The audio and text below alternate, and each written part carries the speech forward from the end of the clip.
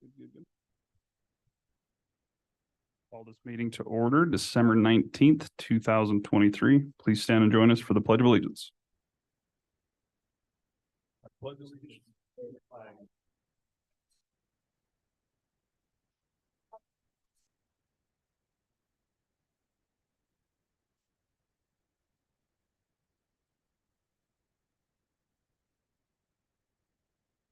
All right, good morning, everyone. The last meeting in December. Seems hard to believe we've been up here a year already. Time flies when you're not having fun. We do have a quorum present this morning with all 5 commissioners in attendance. Commissioners, if you had a chance to review the agenda, what is your pleasure?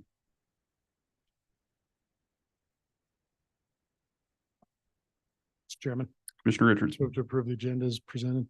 You have a motion to approve by Commissioner Richards. Do we have a second? Second. Second by Commissioner Jones. Any discussion? Hearing none, all those in favor signify by saying aye. Aye. Opposed, nay. Motion's unanimous. First up under tab A is a couple of public hearings this morning for 2 budget amendments. First being Budget Resolution 23-12-CL-01. It says for the Sheriff's Office, but I believe this is for the Attorney's Office. And at this time, I'll turn it over to Clerk Lane. Good morning, Chairman West, Commissioners. Yes, it is for the County Attorney's Office, and County Attorney Aaron Mosby is on Zoom, on the screen up there for if you have any questions. So the first one is a budget amendment, increasing the general fund under the County Attorney's Office dues and subscriptions for $22,500 and decreasing the general county reserves under general reserve for $22,500 to, I attached the letter to purchase a license subscription for iCrime Fighter, which is a mobile and cloud-based evidence gathering, storage, sharing, and tracking service. Thank you, Sandy. Good morning, Mr. Aaron Mosby. Any questions on this budget amendment? Commissioners? I believe there was a little confusion because I think it was advertised for the Sheriff's Office, should have been the Attorney's Office, so that Yes. we're going to re-advertise it Yes. and then ratify at the next meeting. Next meeting. Yes, I apologize. It's okay. It's my first one I've done by myself all the way through without the accountant, and I was so proud of myself, and then I had the typo. So That's all right. We'll get her straightened away, but for the time being, any questions on this? If not, I guess we do need to open up the public hearing. So at this time, if there's anyone online or in the audience that would like to speak to this budget resolution amendment for the county attorney's office, now would be the appropriate time.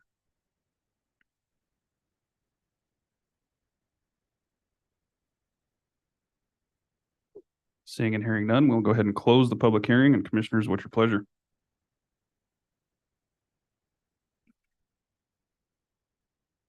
Mr. Chairman, Commissioner Richards. move to approve resolution 23-12-CL-01. You have a motion to approve by Commissioner Richards. Do we have a second? Second. Second by Commissioner Jones. Any discussion? Hearing none, all those in favor signify by saying aye. Aye. Aye. Aye. Opposed, nay. Motion's unanimous. Thank you. Thank you. Merry Christmas. You too. Next up is Budget Resolution 23-12-CL-02 for the county clerk's office, and we'll hand it back to Clerk Lane. good morning again, Commissioners. This budget amendment is we currently have an accounting manager department under my department that was separate out in the budget. And since we no longer have the account manager position and we are moving to an accounting specialist position, that's just going to be under the general county clerk's office. It's to move the money out of that account and to pay for the new position that we have hired, and the person will start on January 2nd.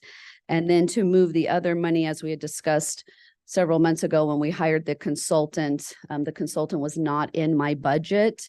However, we had talked about moving that money to the professional services so I can pay the consultant out of my budget. I'm currently paying it, and It's over in my operating budget due to that. So it's to move the money there, and I am anticipating a large amount of that to go back to the general reserves at the end of this budget session. I'm just not sure how much it will be by the time the audit is actually over.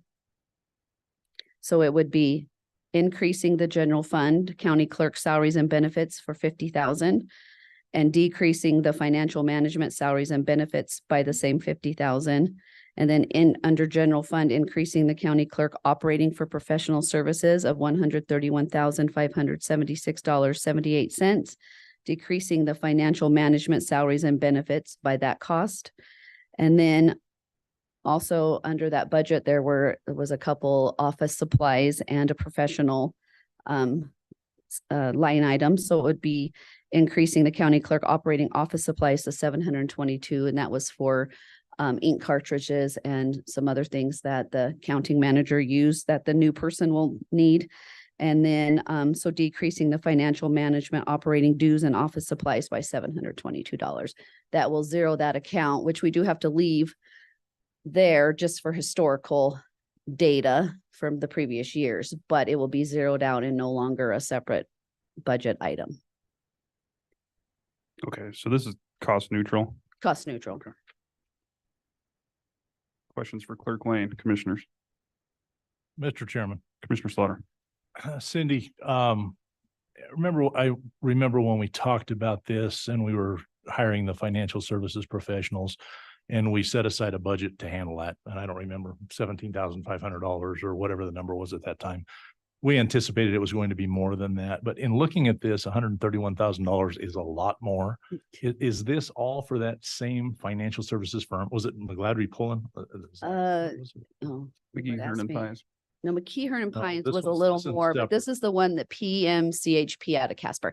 Yes, Oh. and that's what I'm saying. It won't all go to them. Right now, we're at $22,000. They haven't billed us for the big month of October and November, and they will also be helping us write the audit book here coming up and training the new person.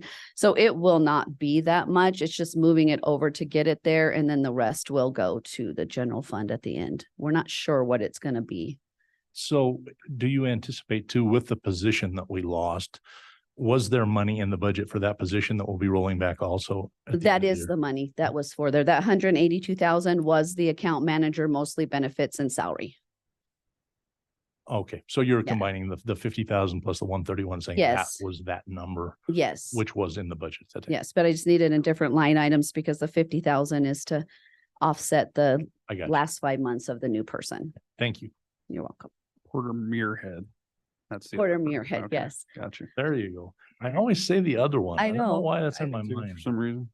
Any other questions on? And sorry to interrupt, but that'll also cover the extra that the audit cost that we added to it to do the financial statements and such as well. Any other questions on this resolution, commissioners?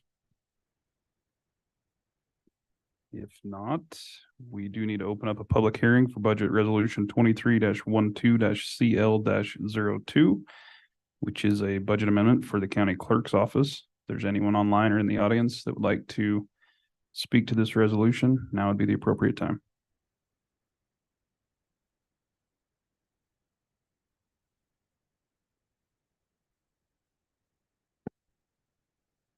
Seeing and hearing none, we will go ahead and close the public hearing. And commissioners, what's your pleasure?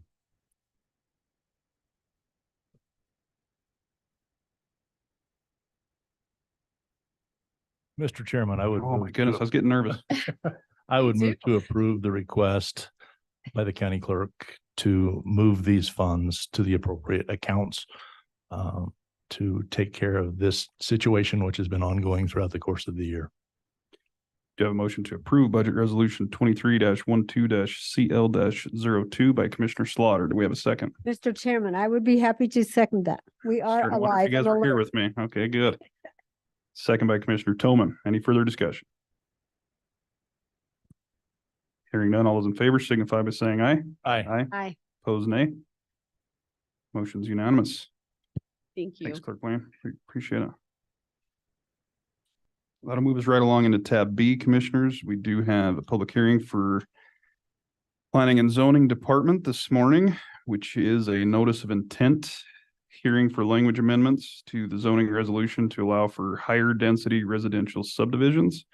With us this morning is Land Use Director Bingham, and I'll hand it over to Eric. Thank you, Mr. Chairman. It's nice to take a break from the RMP for 2 seconds. So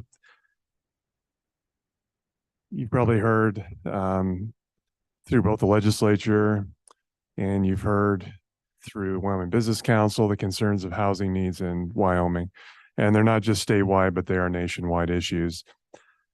So one of the big issues when it comes to cost affordability for a developer when they come in, I would say number one is infrastructure. There's a lot of there's some legislation coming through right now concerning accessory dwelling units, trying to address the housing crisis. We allow them in Sweetwater County, and I can tell you that it's a very small piece to it. That there's really, it comes down to higher density lots.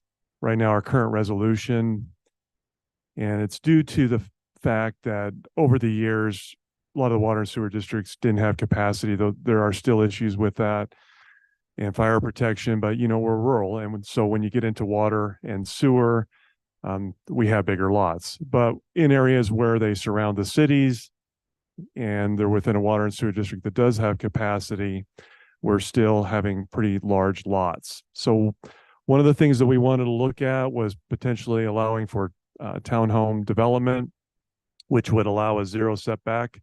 So we had to make some adjustments to our code, and that's the purpose of today of what we're looking at. So we'll dive right into it. So the first thing we did is we're going to look at one of the zoning districts, and this is the one of amendments to come. We're also going to start working on at the beginning of next year subdivision regulation changes, because with these amendments, we're going to have to make some adjustments to that. So currently under the zone district R3, which is multifamily, we're basically renaming it to high density residential to reflect the changes we're making. Then we had to make some adjustments into the purpose statement, changing it from mixed to high density residential opportunities. So that's going to be the purpose of the zone district now. We kept everything the same as far as minimum district size, which would be 5 acres. That's for the zone district, not the lot.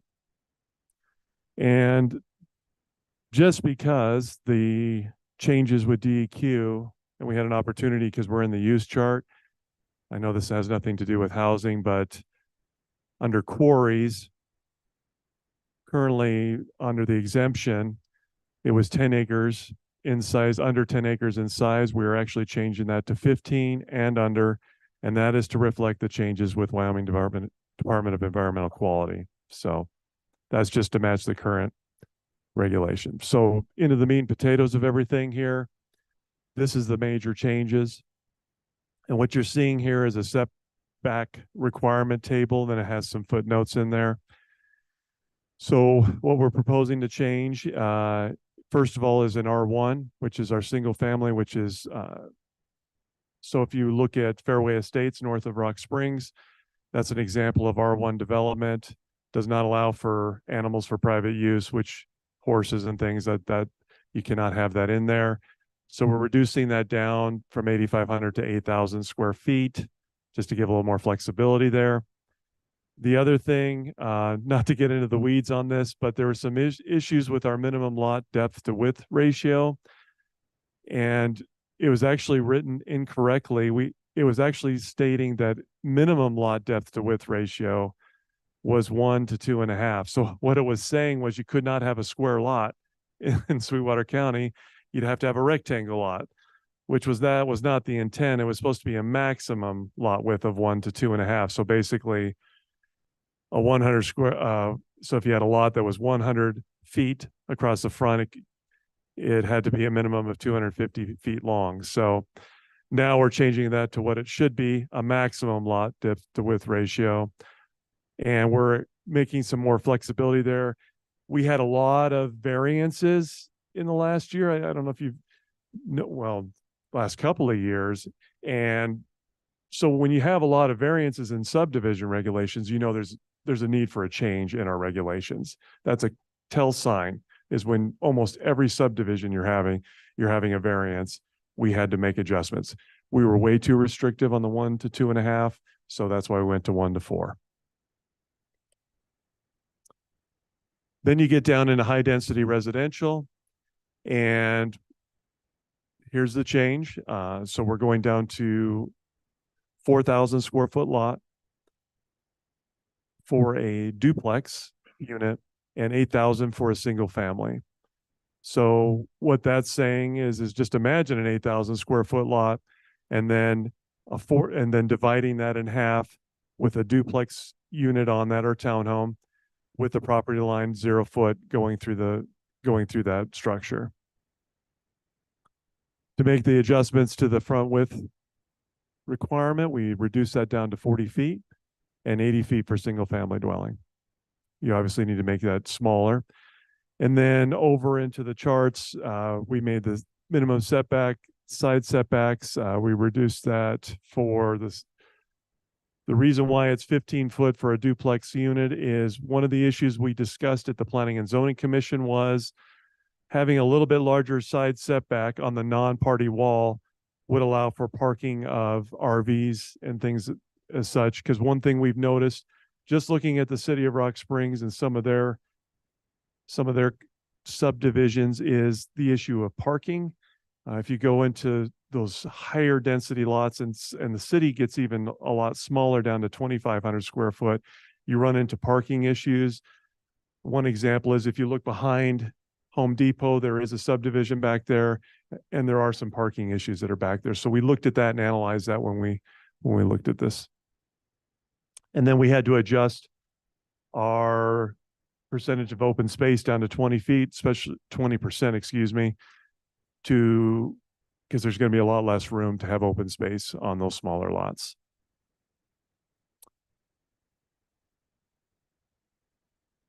And Mr. Chairman, we made the applicable changes in the footnotes for setbacks. And I also have Jim Zimmerman here. Jim, if you could go over a little bit of the fire requirements, what we're going to require as far as, especially with that party wall, that 0 foot. Morning, Mr. Zimmerman. Chairman West, Commissioners, Jim Zimmerman, Code Enforcement Specialist. So what's going to happen? We have adopted the International Fire Code, as you well know.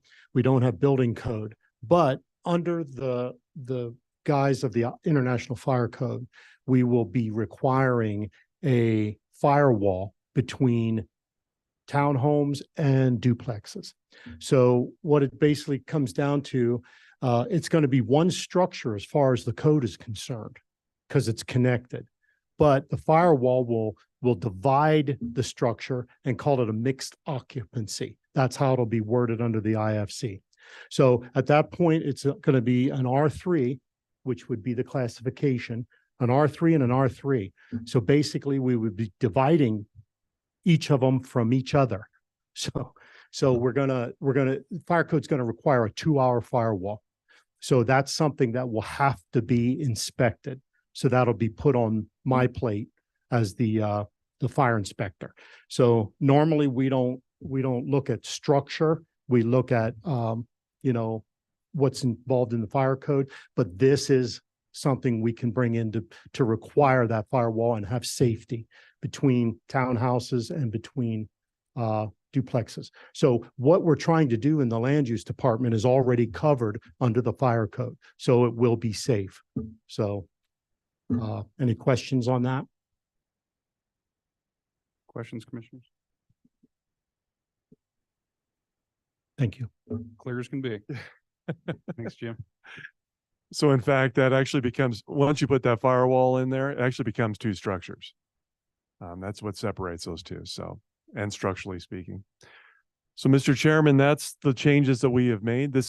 We're not passing the language today. What this initiates is a 45-day comment period. So we'll revisit this in February.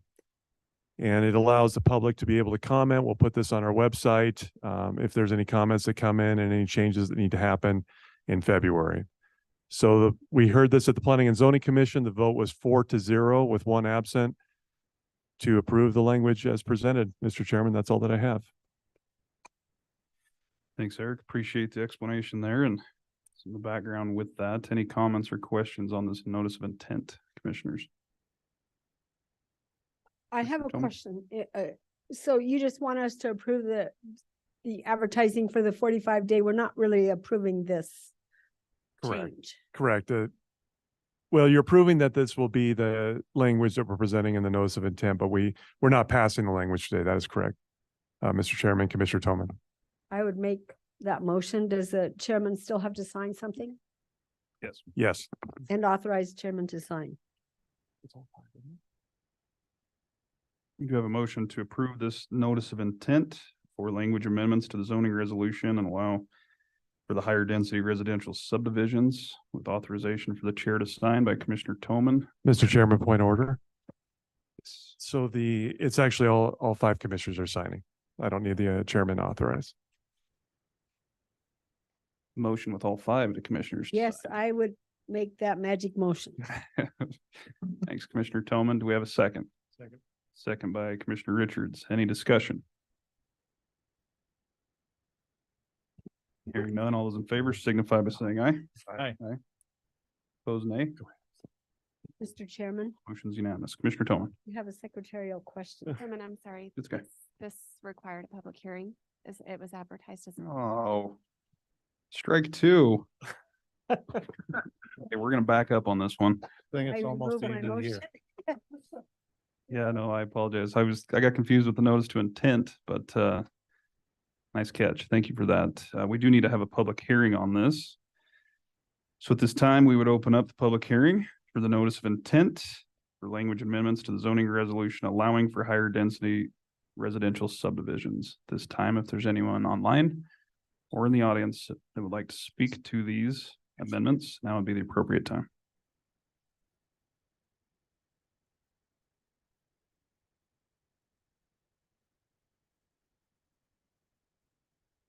Seeing and hearing none. Commissioner Toman, did you have a motion for us? Well, I would make a motion to approve the notice of intent for the language amendments to the zoning resolution to allow for higher density residential subdivisions and authorize all commissioners to sign. Is that correct? That is correct. We'd have a motion by Commissioner Toman. We have a second by Commissioner Richards. Any further discussion or screw ups? Erase that last sentence. Hearing none, all those in favor signify by saying aye. Aye. Aye. Opposed, nay. Motion's unanimous. Thanks, Eric. Thanks, Jim. Thank you, Mr. Chairman. And thanks, Sally, for keeping me on my toes there. That does conclude the public hearing section of the agenda, commissioners. Next up is county resident comments and concerns. At this time, if there's any members of the public that would like to address the governing body on any issues, now is the appropriate time.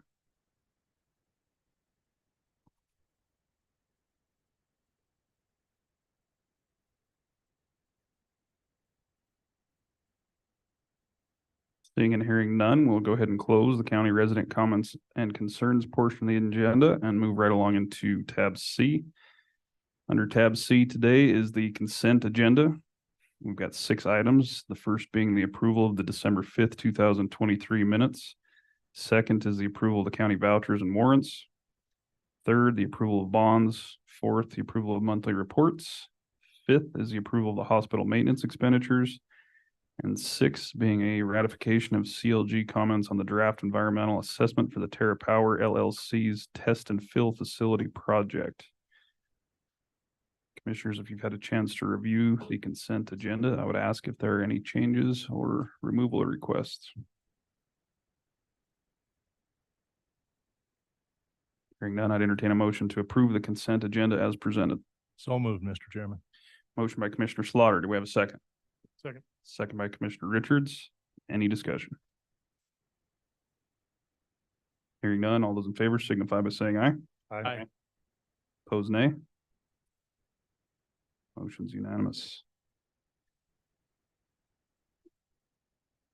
This will move us right along into commissioner comments, and it looks like Commissioner Richards, you're up first.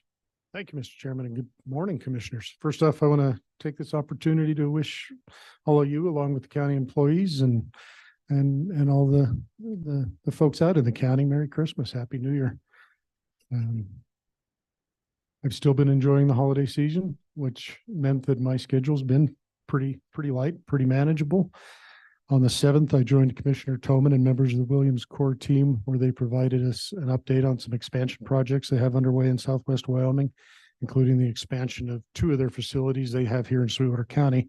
That'll mean up to a couple hundred new jobs locally while they complete their construction, and hopefully a few permanent jobs and long-term positive economic impact going forward.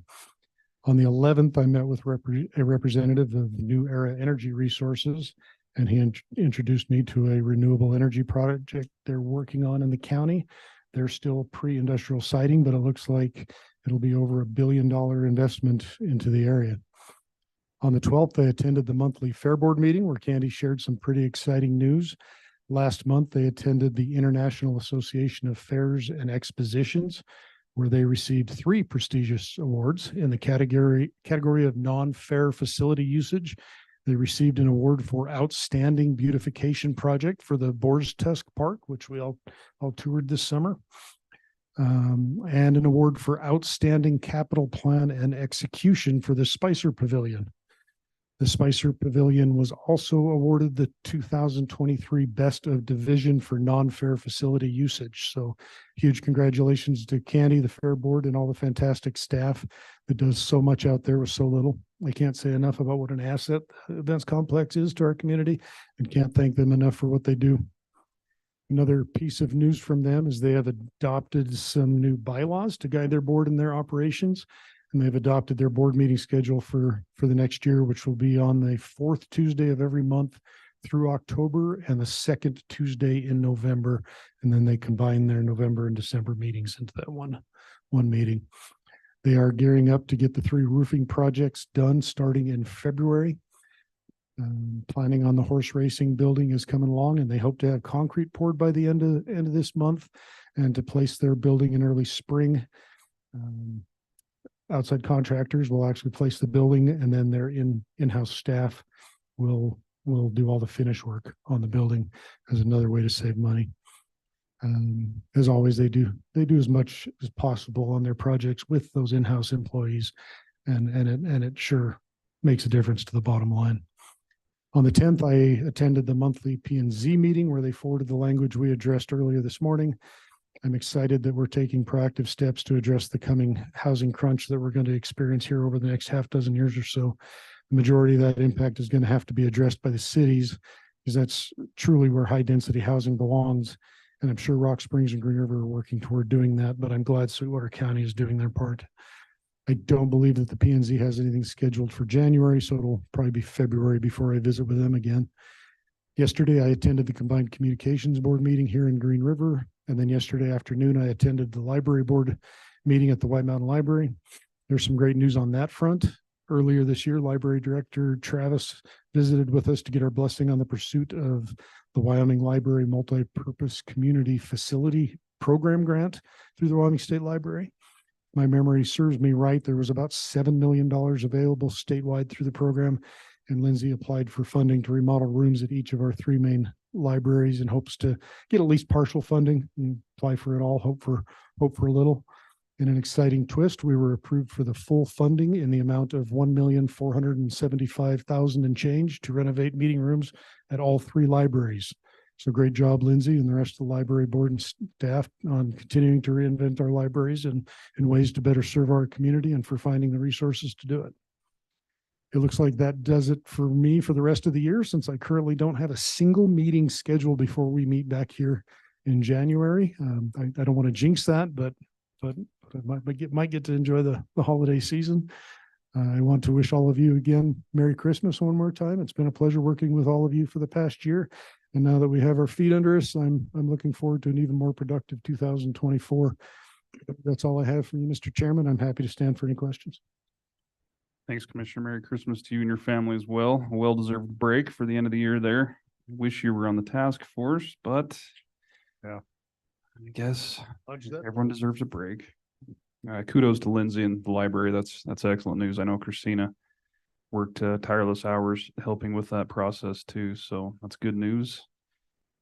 Always when you can bring back grant funding to help improve county facilities. So job well done to them. Any comments or questions for Commissioner Richards' report? If not, looks like Commissioner Jones, you're up next. Thank you, Mr. Chairman. On December 6th, I attended the Memorial Hospital Sweetwater County Monthly Board of Trustees meeting. Already covered a fair amount of what they discuss in those by way of finance and quality committee reports that I give, but the Joint Commission actually was on site for their typical audit. Excuse me. All in all, it was a successful audit. It also gave a requirement to become a critical access facility. In order to become critical access, Joint Commission has to show up. So that really worked out very well. Hospitals also working on policies to become critical access. Some of the policies will be a little bit different than what's in place now. Approved was a policy for privileges for using the Mako orthopedic robot, which was approved to be purchased previously. So MHSC already has surgeries scheduled with this new robot, which is different than the Da Vinci robot that was put into place several months ago. So this is an ortho robot. So pretty exciting news to have all this the cutting edge technology at our hospital here. On the evening of December 6th, I met with representatives from Williams companies to review their facility plans for the future. Also discussed housing, employee needs, and potential effects of the BLM RMP. On the morning of the 7th, I attended the enterprise meeting. Naturally, the BLM RMP was discussed. I feel like I just repeat myself with that topic all the time. Also on the 7th, attended a Christmas meal provided by the hospital for all employees. Irene greeted every person, wished them a Merry Christmas, and thanked them all. It was a great meal, very well received by all, lots of smiles. Everyone seemed really happy. So it was a great luncheon.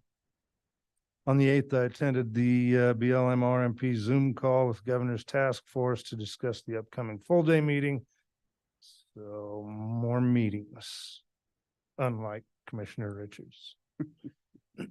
On December 8th, also attended a BLM RMP meeting with Danielle Betancourt, Land Use Director Bingham, Chief Civil Deputy Prosecuting Attorney De Leon, Commissioner West, Kayla McDonald, her team from SWETA, some of my task force team and others to discuss and prepare for the upcoming full day meeting.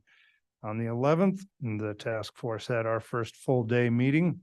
Obviously, lots of discussion took place in a full day, focused on the first 80 pages of individual management actions. I will say I was pleased to see Kimberly Foster and Director Archuleta in attendance for the whole day to help answer questions. I give them a lot of credit for coming for the full day. I feel the task force has an opportunity to come together and create a good plan in an incredibly short amount of time. What happens after we're done is yet to be seen, but I'm pleased to say that I asked Kimberly several questions and she gave us some good clarification on the difference between existing roads and designated roads. According to her, all existing roads will just be transferred to designated, so there will be no closures, was her comment. So that means everything will be open as we see it today. On the 12th, I had surgery. That's the reason for my chin. I didn't forget to shave or wash underneath my chin. That's just a incision that needs to heal.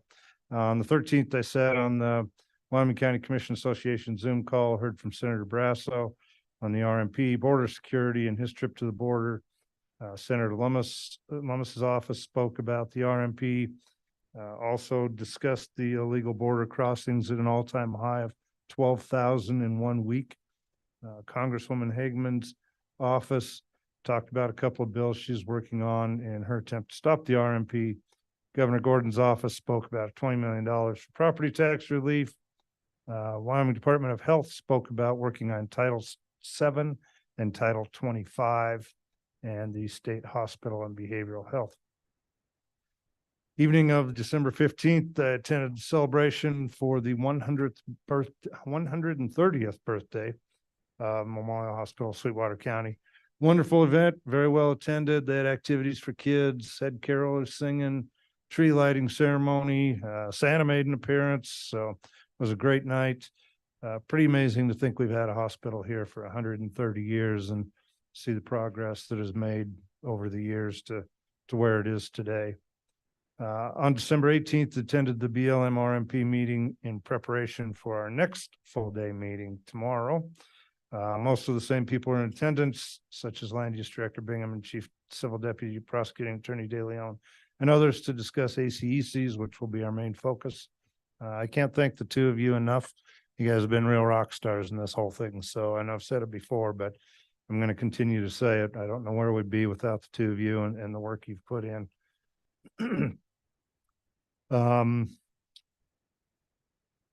Let's see, on the evening of the 18th last night, Senator Stacey Jones and myself hosted a meeting at Senator Jones's office at the 307 Real Estate Group to help public complete and turn in substantive comments in order to help make sure that the public's voice is heard throughout the whole process. Evening was pretty well attended. We didn't know what to expect since it was a drop-in event, but people were engaged and interested. Lots of great conversations, and I think we got some good comments in. We were asked to do another evening similar because some people wanted to attend but couldn't. So we'll probably schedule one after the first of the year, but before the deadline for the comments to be turned in. On a final note, I'd like to once again thank the commission for appointing me to fill this vacancy. It's been a real education so far to be a commissioner. Great experience. I appreciate everyone I've worked with both in and outside of the courthouse, and I look forward to 2024 and Merry Christmas and Happy New Year to everyone. Thanks, Commissioner. Lots of busy weeks. My report's going to sound very similar to yours, thanks to the task force, but is there any other comments or questions for Commissioner Jones's report? If not, it looks like I'm up next. I'll try not to make it too redundant here. Didn't have a chance to have the mayor and commissioner luncheon meeting this year. Both mayors were tied up, or this month rather. So we'll try and touch base with them after the holidays here. On the 6th, I attended the meeting with representatives from Williams Field Services as well to discuss the projects out at their Canada Nightingale compressor station that's on the horizon. Lots of information there and a lot going on in Sweetwater. Seems like a little bit of everywhere we're getting hit with different projects, which is good to see some growth as long as it's controlled growth. So appreciate them reaching out and wanting to meet. On the 8th, I attended a Zoom meeting in regards to building better boards, which was something I'd spoke about in one of my previous reports that Candy with the events complex was offering to see if they could become a host for this public officer training that's required through the Department of Audit. Initially, I thought that the events complex was kind of handling everything. So I was a little bit caught off guard. It looks like between Treasurer Cowan and Clerk Lane and myself and a few others that we're going to kick this off on January 11th through this program with, I believe her name is Mary Martin, if I got that right, to offer the public officer training for some of those, different boards or improvement districts that haven't had a chance to take that yet. So we'll see how that first one goes out at the events complex on the 11th, and just another meeting to prepare for there. Over the weekend, spent most of the time going through the different management actions that Commissioner Jones just spoke to relative to the first meeting for the BLM's task force. Of those 80 or so pages, I think there was 284 management actions, which made for a very lengthy day. I think Commissioner Jones said it well, but Eric had a very heavy hand in that and going through those one by one. He was way quicker than I would have been. So it's good to have staff on top of that. And it's a lot to take in, a lot to comprehend and be able to speak to. But it did help moving into the 11th, which was the first all-day meeting with BLM members. They're a grind. It's a lot to get through. And we only have, 2 more to go, one being tomorrow, which is to go over the maps, which I think tell the tale on, the areas that certainly has probably had the most attention between road closures and development. And, obviously the entire plan is important, but from our perspective, or at least mine, it seems easier to start with the maps and then kind of fine tune the different management actions. And so I think some of those articles you read where it said that, the task force and, the BLM weren't too far apart. I don't think we've really got into the meat and potatoes yet. So I think tomorrow is going to really kind of describe the willingness to, I guess, work together or not on some of the different, I guess, alternative measures that we'll be discussing. It's a lot of ACECs, areas of critical environmental concern, to digest and go through. I fully suspect to take in another all-day event, and I guess we'll see how it shakes out. But it's been a lot of work. It's obviously very crucial to Sweetwater, and we want to do what's best for the future of, the land that we all cherish. But honestly, the big picture of it all is there's just not enough time. Even with the extension, it's impossible to go through each item line by line. And so I do credit staff who has been working on this for months. Hopefully this task force hasn't been too big of a distraction for them, because I have been leaning on them pretty heavily. But without them, it would be even more impossible. So we'll see what comes of it. It sounds like the governor and possibly other members from the BLM will be in attendance for the final review. But we'll see how that shakes out. So last Wednesday, I attended the monthly WCCA meeting. Commissioner Jones went over that pretty thoroughly, so I won't repeat that, but it's always good to hear from the congressional delegation and members from the Wyoming Department of Health in regards to the mental health crisis we're on as well. So it sounds like there might be some more information coming from them in regards to a survey that they're going to be sending out to the counties and trying to crack down on some of the different gaps within the mental health crisis that we've all been working on the last, few months, specifically with the governor's town hall and what have you. Last Thursday I attended the second meeting at Memorial Hospital for continued discussions on inpatient behavioral health. Our first one was back in October that I reported on. This was kind of a follow-up to that. Kind of just an ongoing conversation, honestly, of trying to fill those gaps I just spoke about, and who has what role and how do we make it happen. I think, the hospital has done a good job trying to identify that, there is an issue there that needs to be addressed. And so it's a matter of, who does what, whether that's, our mental health board or the hospital, and the different complexities between that and, the detention center and what role the county commission has. So they're good discussions, but ultimately, the finer details are how do we make it happen to start addressing the bigger picture. So I'll be curious to see what more comes of that. It sounds like there is some form of kind of a rough draft plan for, an inpatient facility. I don't know what that looks like, but we'll continue to have discussions with the key stakeholders on that. Last Friday, I met with Assessor Davis in regards to an issue we'll be discussing in executive today. Spent quite a bit of time kind of learning a little bit more about his office, so appreciate his time.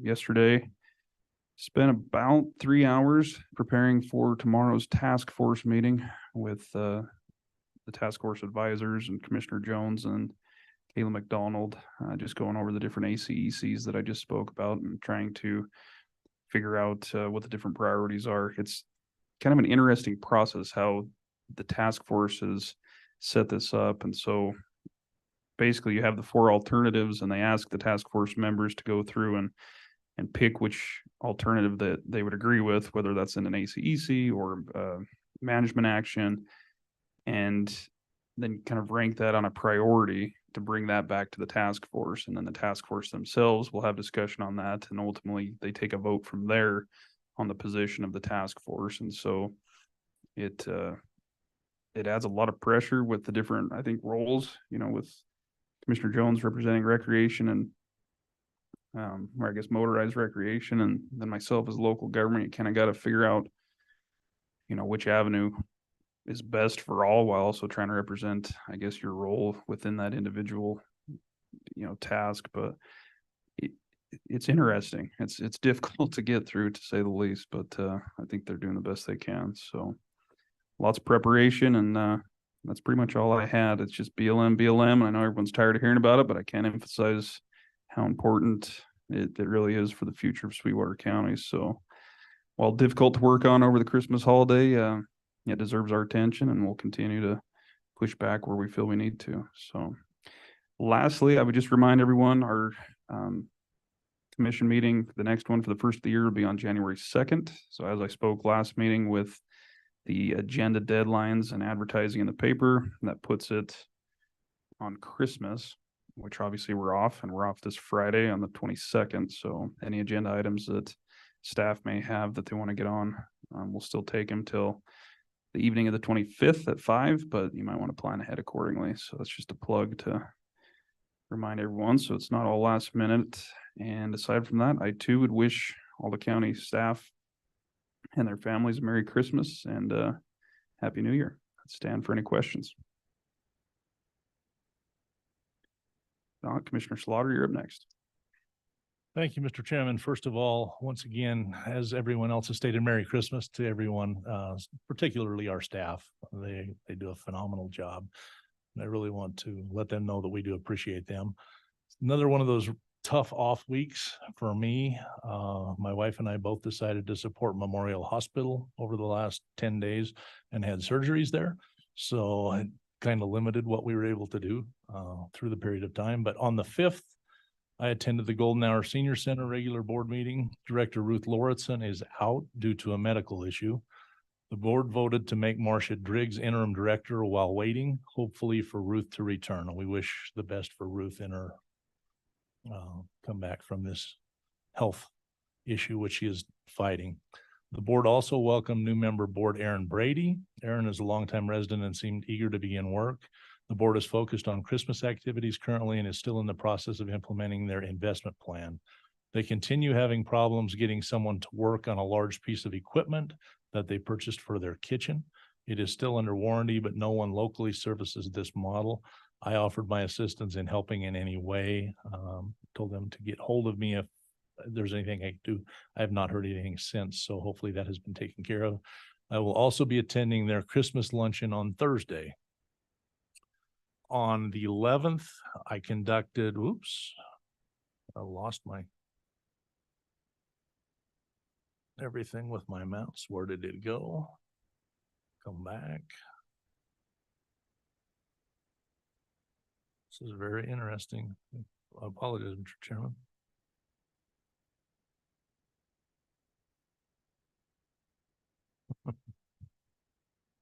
We're ahead of schedule. Take your time. I have no idea. I meant that. It moved on my sheet and I have no idea where the heck it has gone. That's why you have paper backup.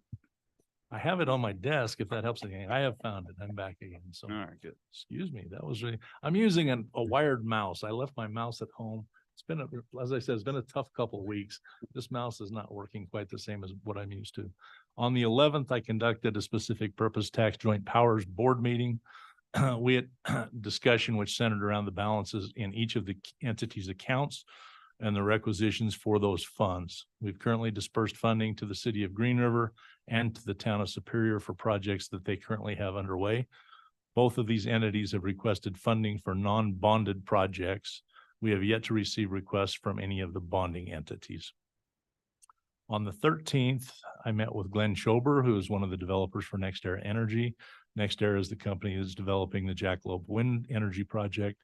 This was a follow-up visit from my introduction to the Jackalope project that was provided by Tristine Pafer, who is the community engagement manager for NextEra. Glenn and I had a good discussion and he was able to help me understand more about the overall project. Although I'm not a huge supporter of wind energy in general, I have thus far been impressed with the interaction I have had with the people associated with this project. Yesterday, I was able to spend the day preparing for the meeting today. I met with County Clerk Cindy Lane and she helped me with questions that I had for one of the presentations we will have later today. I then met with Public Works Director Legursky and he was able to enlighten me on several things that are going on in his departments. I then spent some time with Assessor Davis. He informed me of several things that his office is working on, along with some of the state taxation issues that may be moving forward. Another recurring issue that I think we're all seeing is Castle Rock Hospital District. I received an email, as did all of you, from a disgruntled employee and some from former employees. I've also continued receiving phone calls from former staff. As we had discussed, I have been trying to direct these calls to the management and board at Castle Rock Hospital District. I've also had some discussion with Deputy Attorney De Leon on how to best move forward in this area. I do believe it's something that we need to have some conversation on. With that, Mr. Chairman, I'd like to say it's hard for me to believe that I've been doing this for a year. I really appreciate the opportunity that I've had to serve the citizens of Sweetwater County, and I've enjoyed working with each of you as members of the County Commission. So I would stand for any questions. Thank you, Mr. Chairman. Thanks, Commissioner. I know it's been a tough couple of weeks for you. Glad to see you're on the mend there, and give our best to Mariella as well.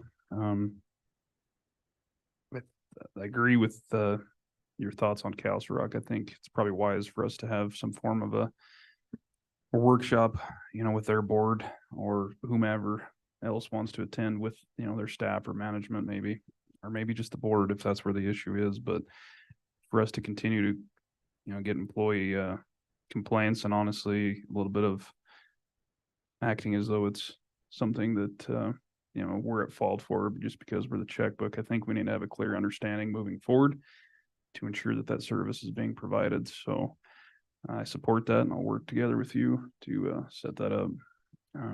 Any other comments or questions for Commissioner Slaughter? Commissioner Mr. Chairman, I want to thank Commissioner Slaughter for fielding the conversation on Castle Rock. I know we're all getting those emails, and it's concerning. We have a contract that we have to abide by that requires us to fund Castle Rock a certain amount of money. But I feel like the purpose of that funding is to provide emergency services in Sweetwater County. And I am not satisfied when I hear that emergency services aren't being provided because the assets we're paying for are being used for transports. I think that's going to have to be a huge part of the discussion going forward. And I agree with Mr. Chairman that it's probably time to have a workshop with Castle Rock Board. I'm not satisfied with just speaking with their executive director at this point. It's time for elected officials to talk to elected officials and find a way forward under this contract. Because if they can't provide emergency services, we need to find another route to go forward. Well said. Any other comments or questions, commissioners? If not, Commissioner Toman, the floor is yours. Thank you, Mr. Chairman. And again, I say thank you to my fellow commissioners. I am so proud to be a part of this team. I feel like we're a team and we work together, and we have the task force members on the BLM. I just remember you're cramming 12 years of meetings all into a very short time. So you're getting all the NEPA training on the fly in reality. So I just want the public to know what a huge lift they're taking right now to try to address that Rock Springs BLM RMP. That is huge. And thank you so much. But all of you are doing so much work for this county, and the meetings are just amazing. I mean, there are 3 and 4 meetings a day that we are all attending, trying to stay on top of all the issues. And it just seems to get crazier as it goes along, but we're doing our best. I met with Williams Company on that expansion along with Commissioner Richards. The proposed project will increase the capacity of the gas line to the Opal hub, but also they're increasing the capacity for those lines to help transfer the coal mines to gas. That's part of the reason why they have the expansion going on the gas line hub, on the hub. And the new equipment modifications and upgrades to existing compressor station at Rock Springs and Point of Rocks will help them be able to meet that demand for the increased gas. The Rock Springs Chamber of Commerce Enterprise Group, the breakfast meeting at the hospital, also heard from Williams on that project. Also, there's a lot of concern and it's been discussed at the enterprise meetings as well as the Southwest Manufacturing Group to provide more opportunities for our youth to understand the workforce and the different careers. it seems that students are not having opportunities to experience work as in the olden days where they might have overhauled a car with their father or something like that. So there's been a huge effort on the part of the Southwest Manufacturing Group, but also the Chamber Enterprise Group, the Pulse Group. So kudos to all of them. Attended the Muley Finette Christmas party and fundraiser. It was a great event. The governor was there. And I attended the planning and zoning meeting and listened to the changes they were proposing in the language, but also I wanted to thank them for the workshops and the work they did last year in helping this county get a federal land natural resource use plan and policy in place so that we have a plan in place for the consistency review with the BLM for the Rock Springs RMP. A fun event on December 12th, I attended the Green River High School choir concert. It was amazing. That choir teacher is Miss Danielle. Amazing job. She had those students lined up on both sides of the auditorium, and the voices were coming from all over. And it's just so creative. Every time we go, I just can't believe that you can turn a choir concert into such an exciting event. So kudos to Green River High School and our amazing teachers and students over there. Airport board meeting, I attended that on the 13th, and they had a lot of end of the year types of contracts and proposals that they were signing. Attended the ending of the Wyoming County Commissioner monthly call because I was also on a Zoom call with the Southwest Manufacturing Group. I'm on the Innovation, Content and Delivery Committee, trying to reach more students. And again, kudos to Fred Von Air and Ron Wild and others who have been working so hard to try to engage our students and give them opportunities, to look for opportunities to stay in our community and work on jobs in our community instead of leaving the state. On Friday the 14th or Thursday the 14th, I attended the Rock Springs Chamber of Commerce Christmas party at the Armory. It was a packed house. Ran out of paper plates. They had so many people. Holly Kruka, she did a presentation on personal empowerment. So thank you to her and to Rick Lee of the Chamber. Yesterday, I attended the Coalition of Local Governments meeting. We approved sending a letter to our fellow commissioners in Carbon, Fremont, and Sublette County, asking them either to donate or to join the coalition to help with the expenses on this Rock Springs RMP. I'll just briefly state the governor's federal natural resource policy account. They have promised us funding. We have received none. So we're doing follow up with that. I just want to note that. Sage Grouse meets today for the cooperators at 3 o'clock. Eric, do you have that notice? Did you get that one on the sage grouse?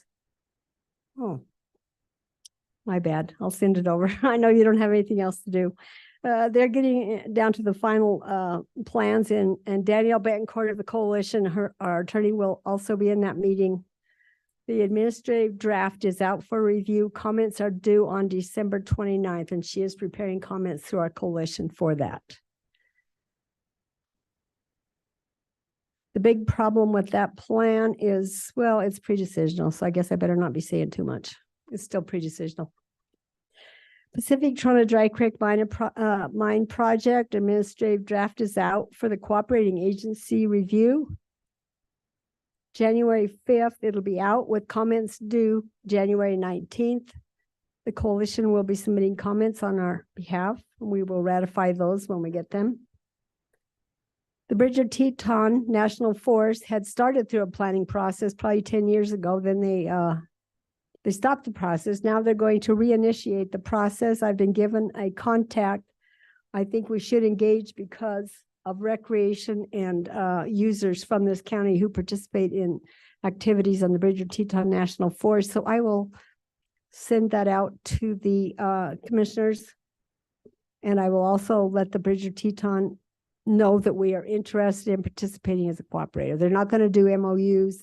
They said that we're all welcome to participate, and they haven't called an official meeting yet. So just FYI on that. Oh, we cover so many issues that affect Southwest Wyoming. I don't want to take forever to go through all of them, but Danielle Betancourt is trying to get comments on the RMP to the commission by our January meeting because they're due on January 17th. That time, the public will be able to see all the comments we've submitted, and if there are any concerns, that will give us time to add, change, or whatever we need to do. Another assignment for John and Eric and Danielle. Thank you so much. You guys we are so lucky that we have the staff and the commission that we have to deal with this issue. This is the greatest issue I've seen in 25 years on the federal lands in Sweetwater County. It's rather scary.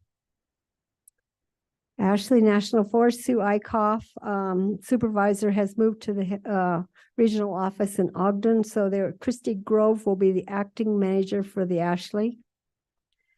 That is in draft record of decision process right now.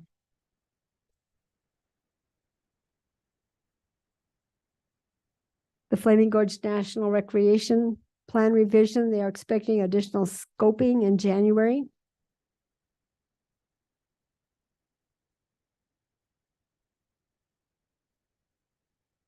We talked about land swaps, land exchanges. We understand that the state BLM director has identified priority parcels that they want to get rid of or exchange or do something with. So I will be following up at our Resource Advisory Council meeting with the BLM in January. So we had some discussion about that yesterday. I just wish everyone a happy holiday. Pray for peace in the new year. Thank you all. Thanks, Commissioner Toman. Appreciate your report. Any comments or questions for Commissioner Toman? Mr. Chairman, Commissioner Jones. I would like to echo your comments about the BT and getting involved, that forest. I think that's been one of my concerns all along with what's going on in the BLM, is that once this process starts with one portion of the federal government, then the next one can jump right on board. And it sounds eerily similar. I don't know that it is, but it certainly feels like it's going the same direction as the BLM. So I agree that we should, I don't know what it looks like necessarily, but I agree we should be involved. Well, if it's okay with the rest of you, I will send a note to the contact they've given me. I'll also send you the contacts, and I'll put Sally down as our point of contact to keep us all informed, if you're okay with that. Very good. Any other comments, questions for Commissioner Toman? Job well done, commissioners. I would have to agree with you all. I know for some people, they think commissioner comments is just our chance to grandstand up here, and I quite honestly find that far from the truth. I think a lot of us ran on, wanting to be transparent and let the public know what we're working on. It's a difficult job. It's a fascinating job, and it's an honor to serve, but there's a lot of moving parts that are constantly going on. There's no way I would know, the different meetings that a lot of the co-commissioners are attending and different issues we need to address up here, without being able to have this opportunity to share that. And as you can see, I think everyone is very engaged, and, I appreciate and respect the four of you very much. It has been a very interesting year. I've learned an incredible amount and have plenty more to learn. But I think my most favorite aspect of all of us is working together as a team. And I pick on Mary, but it's out of respect. And just the fact that you can still have fun while handling business up here. And, together, I think by all of us working together as a we rather than an I, we've been able to accomplish a great deal. And even on those days where we don't agree, we're able to leave that here at the chambers and move past that. So it's been a great year, and I look forward to the years ahead. So thank you all for all your hard work. That concludes commissioner comments, and that'll take us right along into tab D, which is the action and presentation items.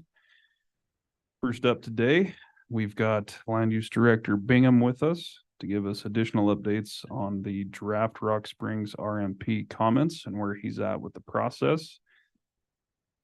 welcome back, Eric. I'm not sure if you've had any time to go over the BLM RMP, but No. curious to see where you're at. No, what's Yeah, that? what page are you on now? There's only 1,400 pages. Right? Exactly. Thank you, Mr. Chairman, Commissioners. So this is hoping to be a brief update of where we're at with the RMP comments. Just want to keep you apprised of everything that's going on. As you know, the deadline is coming very soon. So it's January 17th. So we only have 2 more commissioner meetings on January 2nd and the 16th. So expect to see me on both of those. There may be a potential for a special meeting if you know, there's a lot of back and forth as far as the comments go and anything we need to add. I talked to Mr. De Leon for special meeting requirements. It's 8-hour notice. So, but let's see how things are going. Things are moving along as scheduled. So we've been meeting weekly with Miss Danielle Bencourt, our contracted attorney, and also with Mr. De Leon. The 3 of us have been getting together every Friday to discuss, go through the chart. And just so you know, as far as things, how they're broken up right now in this chart is you've got the management action. So the actual issue that's in there, and just for, so everyone knows and the public knows, when you're doing comments, you have to follow a certain format to have standing and protest. And so that's what we're focused on. And so that when we get to that stage of things, which is after they publish the final EIS, and we'll see what happens at the end of that and the results of the task force and all the considerations taken in. But that's what we're setting things up for. And then from there on, whether there's litigation. So the management action, the regulatory, the actual violation. So you take what's in their RMP. If there's a code violation, you know, whether it's their BLM policy manual, CFR, handbook, whatever, that's why you'll see those comments from the CLG where they're bringing those out in legal review. What are those violations? And so that's important to have in there. Policy violated. And then you have to state what the harm and the environmental impact is. What harm is it? You know, socioeconomics can be a harm. Just take, for instance, when I ran the numbers, when they're talking about under alternative B, a 74% reduction, and I got with Assessor Davis on this. So right now in production ad valorem taxes, so they're talking about a 74% reduction. Last year was $12,204,000 is what we had in production ad valorem. So when you reduce that down, that's a huge impact down to, and when you're looking, and the biggest impacts that you see on ad valorem would be on the school districts. You know, when you're going down from 8.5 million of that goes to the school districts down to 2.9, that's a huge impact. For the county, 2.8 million in ad valorem taxes, production ad valorem, down to 736,000. So that's a huge impact to our county budget too, which affects services, you know, and that's a huge concern.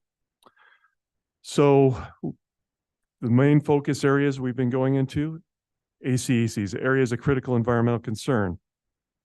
That's what dictates what's in that document. So that's why that's your biggest priority in there. That's when you get into things being shut down to oil and gas. So that's why that's so important.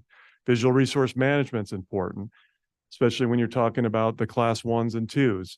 And what that means when you're looking at those maps, that shuts down development too.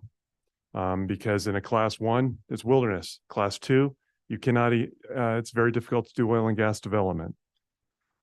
Then we're going to look at the consistency Commissioner Toman brought up. Right now, the Wyoming Commissioner Association is working on that. Micah Christensen got back with me. We should hopefully see something in the next week or so. And we will be attaching that to our comments as far as the consistency review with the federal land, with Sweetwater County's federal lands and resource plan. The other thing that we have added to this that we're feeling we're having strong legal standing based on evidence we have found is a failure to coordinate with cooperating agencies and changing from preferred alternative D to B. So D as in dog to B as in boy. That there are NEPA requirements and that require them and policy requirements that require them to meet with cooperators. And, you know, they were under, and it was under, and they were told, and we had a preferred alternative, which was alternative D. And there is documentation of that. We're also going into transportation and travel because it is in the document. They're stating, the BLM is stating they will remove that, but I think you still need to comment on that because it is in a draft form and it is in the document. And then the right-of-way exclusion and avoidance area has become a huge concern. As you know, all the shutting down of infrastructure and such. So we've been also meeting with the Industrial Siting Council. They've been a great resource. They've also provided their comments for us to review, to give any additional concerns or comments we have back to them. And then also we've been meeting with industry too, to get any information that they have to share with us. So with that, Mr. Chairman, that's where we're at. As Commissioner Tillman stated, we have been meeting with Danielle. I'm going to submit our comments, hopefully today or tomorrow, to her, and then she will have comments to us so that I can get those on the agenda, so they will be in the packet. I do want to bring up that there are some things that are pre-decisional in there that we will remove from there. And if we want to discuss, we'll have an executive session. We have signed an MOU with Bureau of Land Management. It's one issue that we'll be discussing, but because of pre-decisional and you sign an MOU, that can affect, if you discuss it in the public, that pre-decisional issue. So wanted to just bring that up. And Mr. Chairman, that's full steam ahead, and that's all that I have, and here for any questions. Thanks, Eric. Any questions for Eric, commissioners? Just another huge thank you. You're welcome. Thank you, Mr. Chairman. And it's most amazing how the federal agencies make all these comments due right over holiday. Yeah, You saw the list that I have, like 5 of them here are due. programmatic, solar EIS, and sage grouse. And the Pacific Trauma and on and on.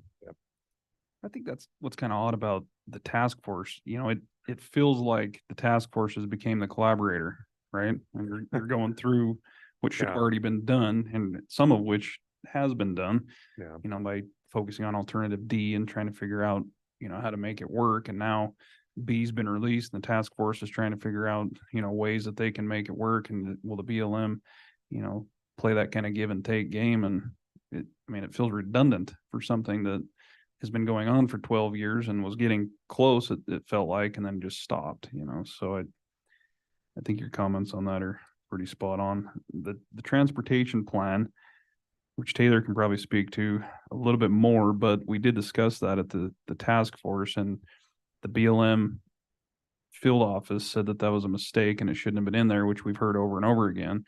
But there was pressure on them to, you know, write a memo or some letter stating that it will in fact be removed, and they said they would not do that. So that again creates some lack of trust from the BLM, because that is a huge, I guess, error on their part. I mean, it'd be no different if they forgot to add something in their alternative or their plan and, you know, writing an addendum or an amendment to include it. So I agree with your stance on commenting on that either way. I think that's a wise move.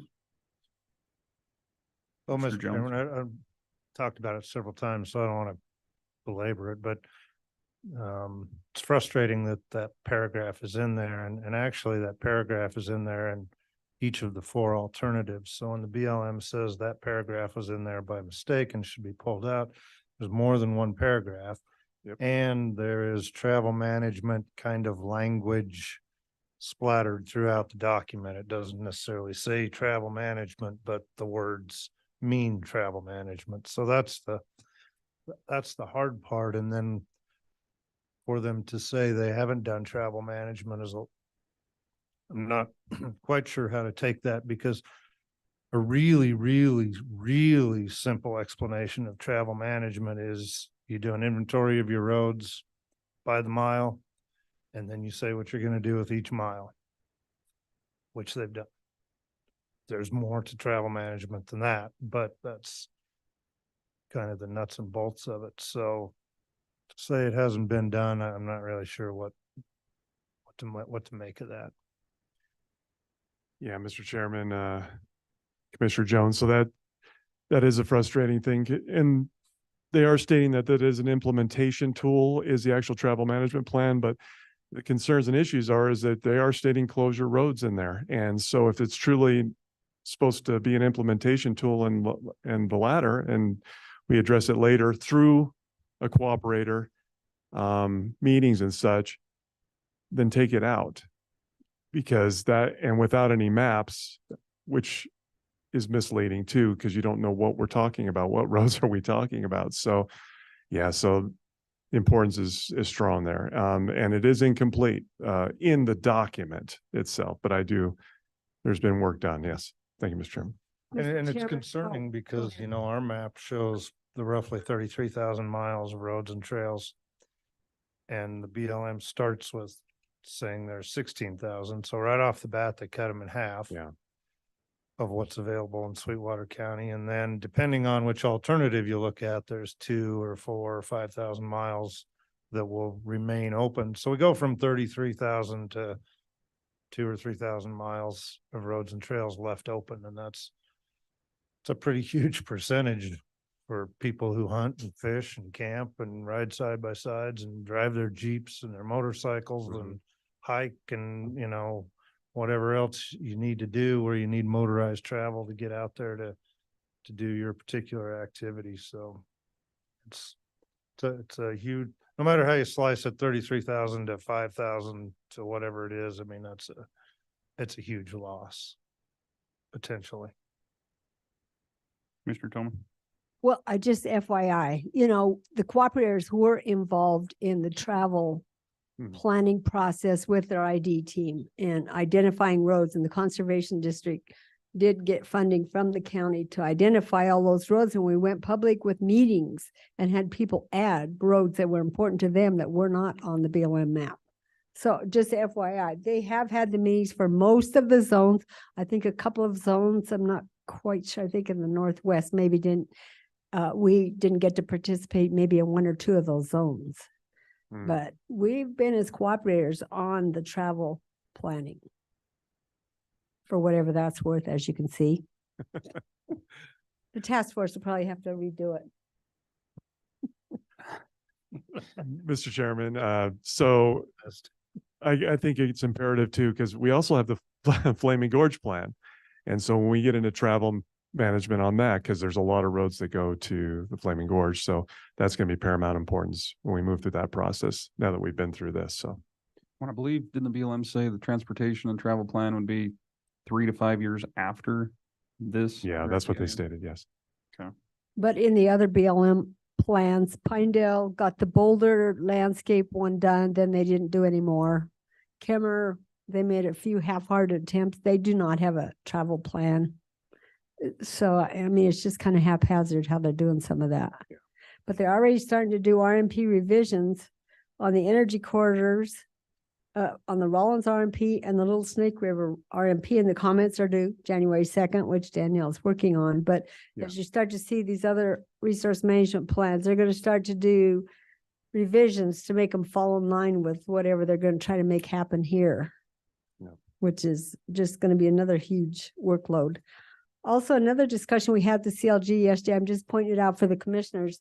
We talked about wind energy and all the spider web of corridors that we haven't seen the maps for. There's going to be no right of ways and no corridors, but then they had a special Federal Register notice last summer said that, oh, well, yeah, but they can have corridors for solar and wind.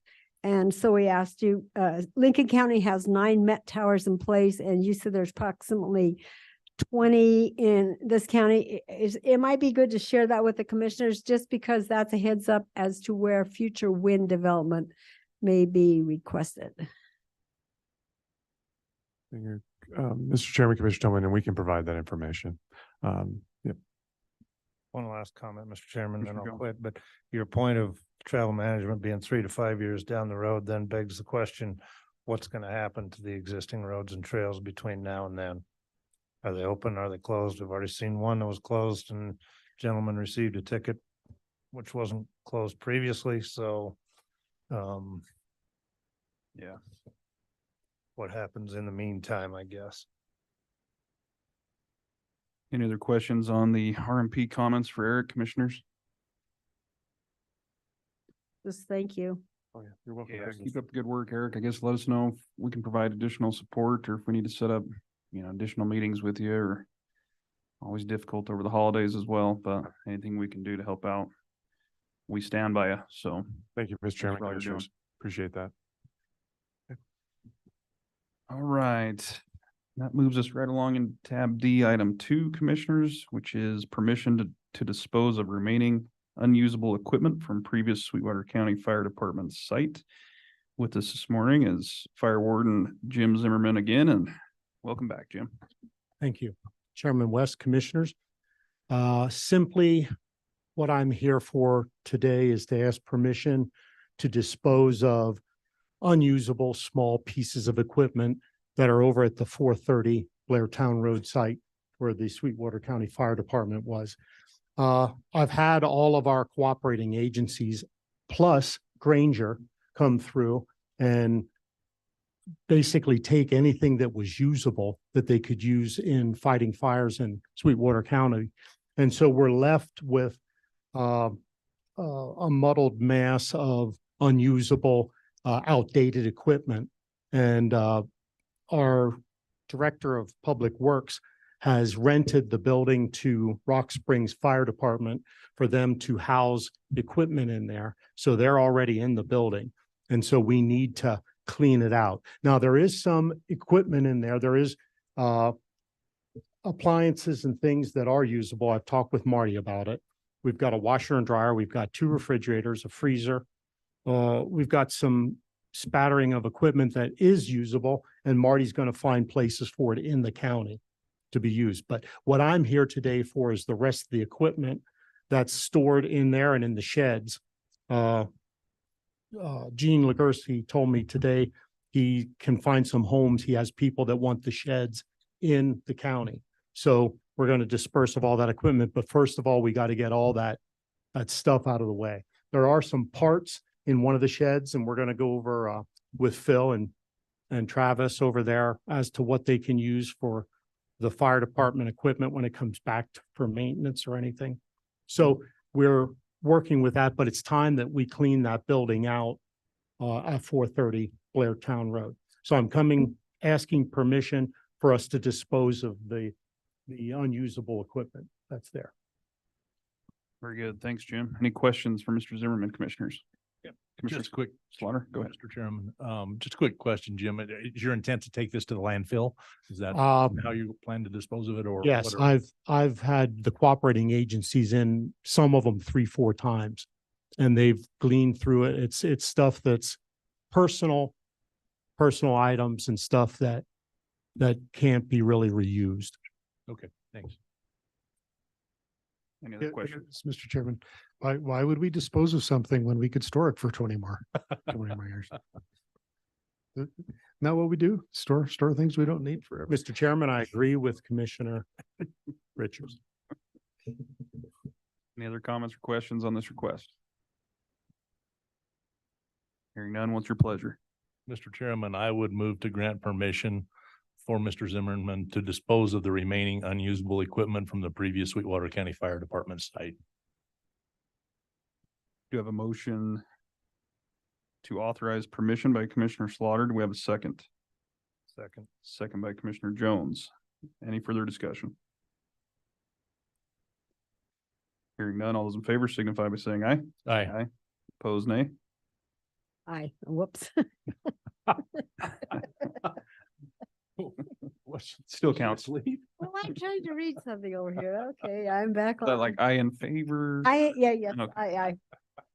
Motion carries unanimously. Thanks, Jim. Thank you, Chairman West, Commissioners. It's overload, commission overload. My computer crashed.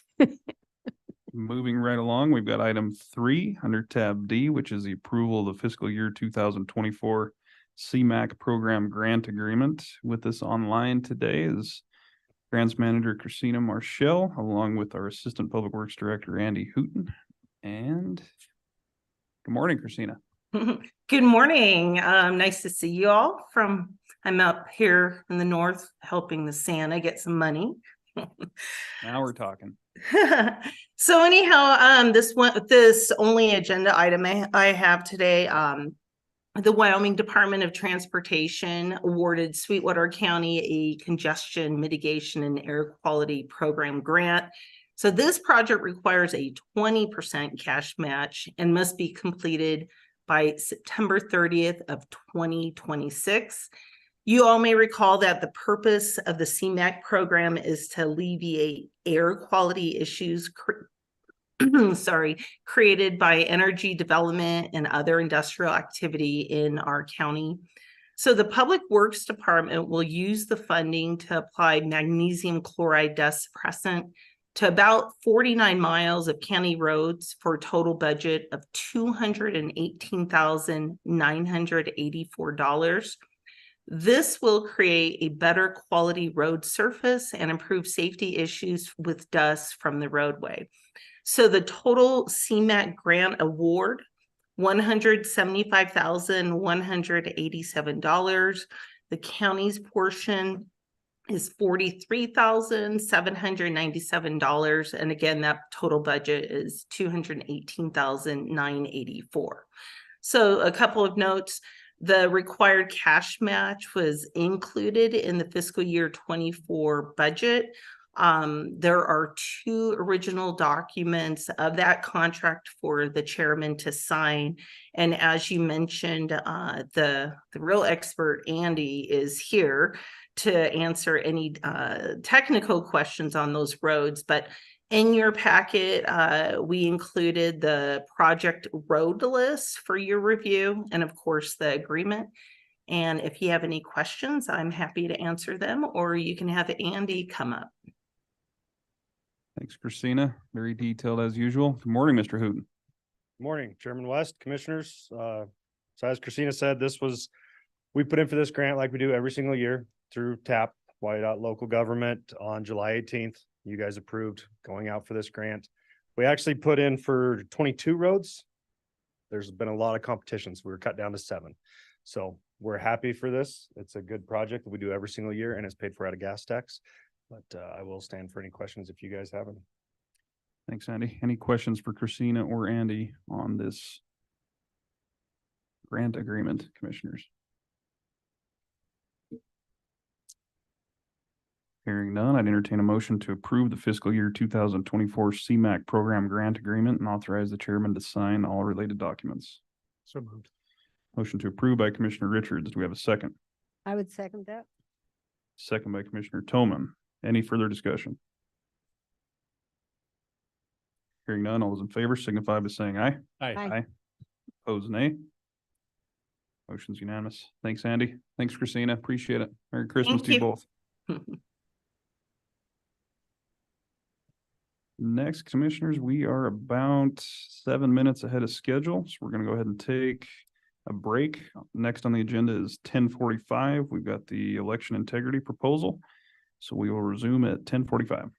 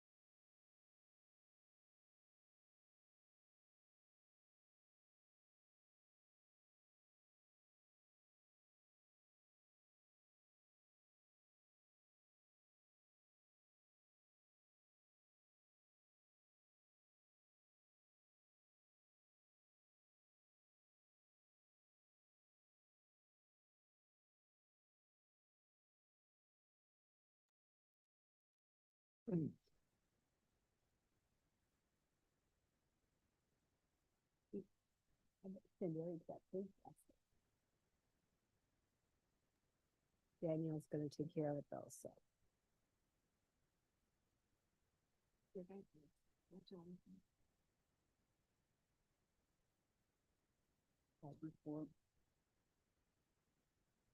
Exponential growth.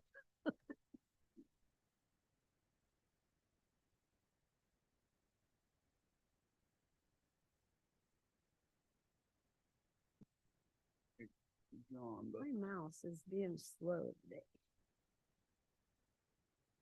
everyone else good?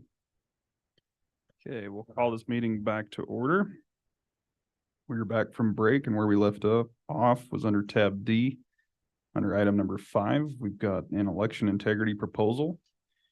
With us this morning is Jeff Vermey, Greg Penfold, Donna Gillen, and President Patty Junick with Cause of Wyoming. And good morning, all. Morning, Jeff. Morning, Mr. Chairman. I'm with Cause of Wyoming, and we're here to present an election integrity proposal. We're asking for paper ballots, paper poll books, and a hand count. With us on Zoom is Patty Junick, who would like to do the opening statements on this. Morning, Patty.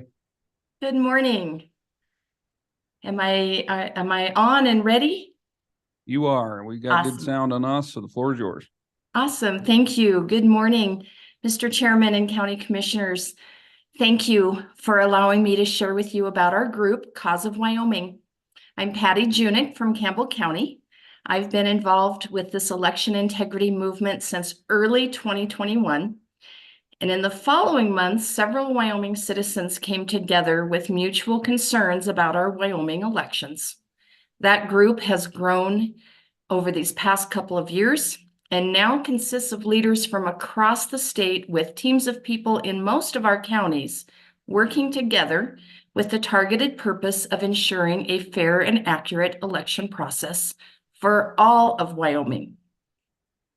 We also partner with the national group called Cause of America, where we meet weekly with leaders from every state across the nation. We speak directly with their leaders on a separate bi-weekly Wyoming-only call, and we share facts, concerns, and avenues to restore and secure state elections nationwide. It is always a surprise to people when they see Wyoming represented, since, as we know, Wyoming is considered to be the most conservative leader in our country, and people believe that our elections should be above suspect.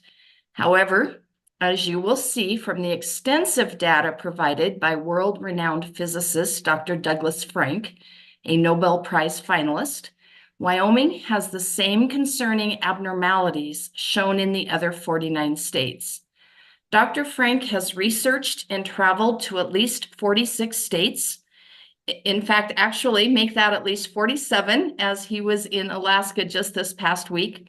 He has testified before Congresses and judges in many of those. It is imperative to know that election integrity is not a partisan issue. Every single citizen should be concerned regardless of their political leanings. As I have traveled across the state with Dr. Frank, I have spoken to countless Wyoming citizens who are extremely concerned, many who don't trust the system, and even though they've voted their entire lives, they do not plan to vote in our 2024 elections. Regardless of the narrative that our machines are not connected to the internet, who can actually prove that? Why would we ever trust technology or the people who program it when it is well known and proven that technology has invaded every aspect of our lives? Cause of Wyoming regularly communicates with other grassroots organizations throughout the state. We are united in asking you, our county leaders, to do your due diligence.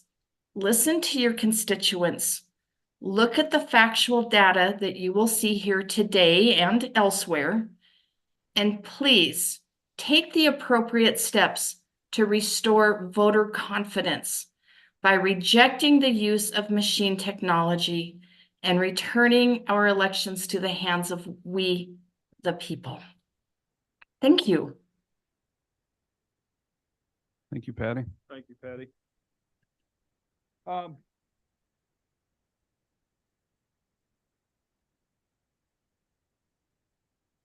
There we go. We want you to understand that we are going after the technology, not the people that run the elections. We're not questioning the integrity of our county clerk, okay, or our elections coordinator or any of the county staff. And I have spoken with most of them, and I believe that they are taking every possible and conceivable precaution to ensure that we have a free and fair election. So there is a problem with the machines, which is what I want to get into. And I believe also that they're doing an outstanding job. Voting experts, this move, there we go. Is that better? That is better, yeah. Okay. Thank you. Everything's always above my head.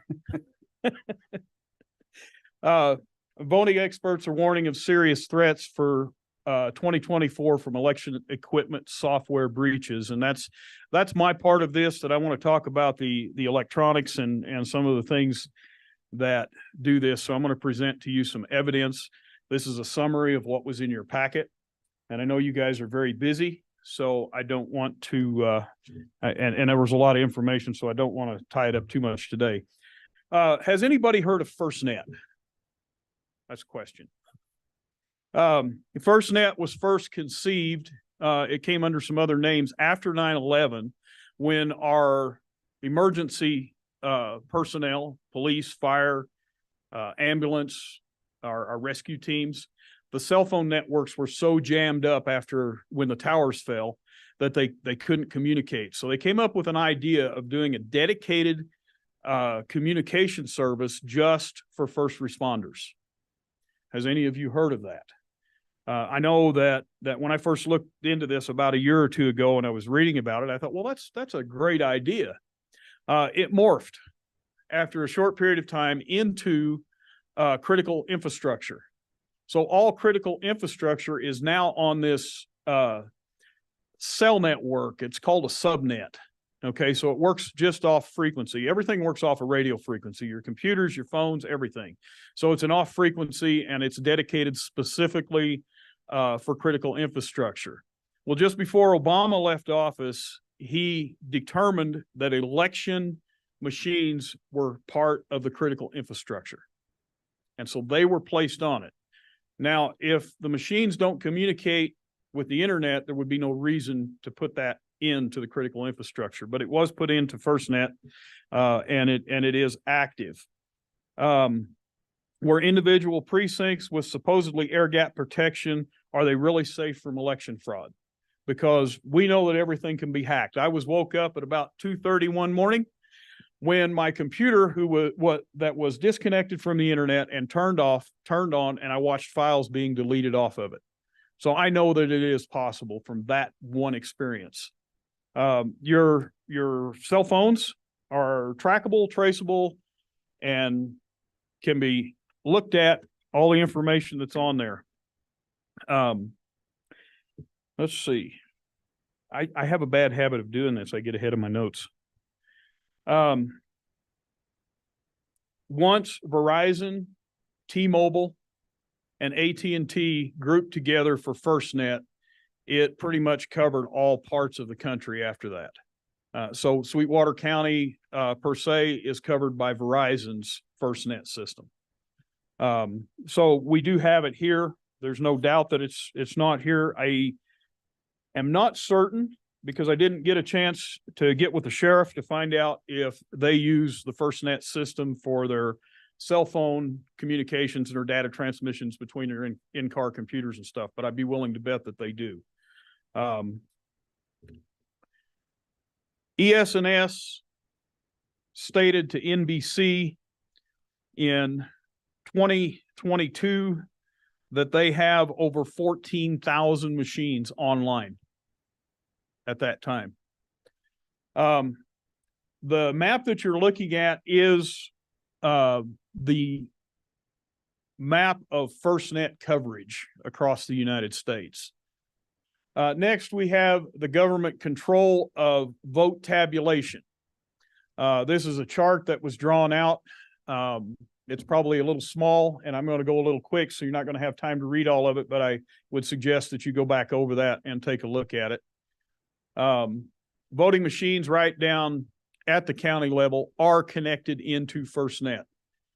And the tabulators have the ability to communicate via cell phone network. So not the internet that we know of, but through FirstNet. At least 4 elections in 2023 have been overturned. One of them specifically was in Pennsylvania, where poll watchers and election judges literally observed the machines flipping votes, which changed the outcome of the election. Okay, this is a motherboard that's used in our military. China hacked it back in October. And we've been getting warnings now towards the end of November, 1st of December, that there's hacking going on or cyber warfare is being carried out. Most of our electronics are built in Taiwan, believe it or not, and the Chinese contract with them on their designs to build those. That's why Taiwan is so critical. So this is a Chinese design built in Taiwan and used by our U.S. military. This, and I apologize for it being hard to see, but this is an actual telex chip on a motherboard out of an ES&S voting machine. And it's, there again, it's going to be hard to see, but if you look up here on the right-hand corner of the chip, you'll see a forefinger and thumb holding this chip. This is a motherboard that the chip is actually soldered into, and this is a blown up, a very magnified picture of it. The big white thing in the middle is the telex chip. This telex chip, believe it or not, is about the size of a primer on a 223 shell. Very small. If our county clerk, who's required to certify the machines and you know, say that they're secure and everything, the only way that she could possibly do that and verify that these machines are not on the internet is to open it up and look inside. Our IT guy would more than likely be able to recognize it. I may not.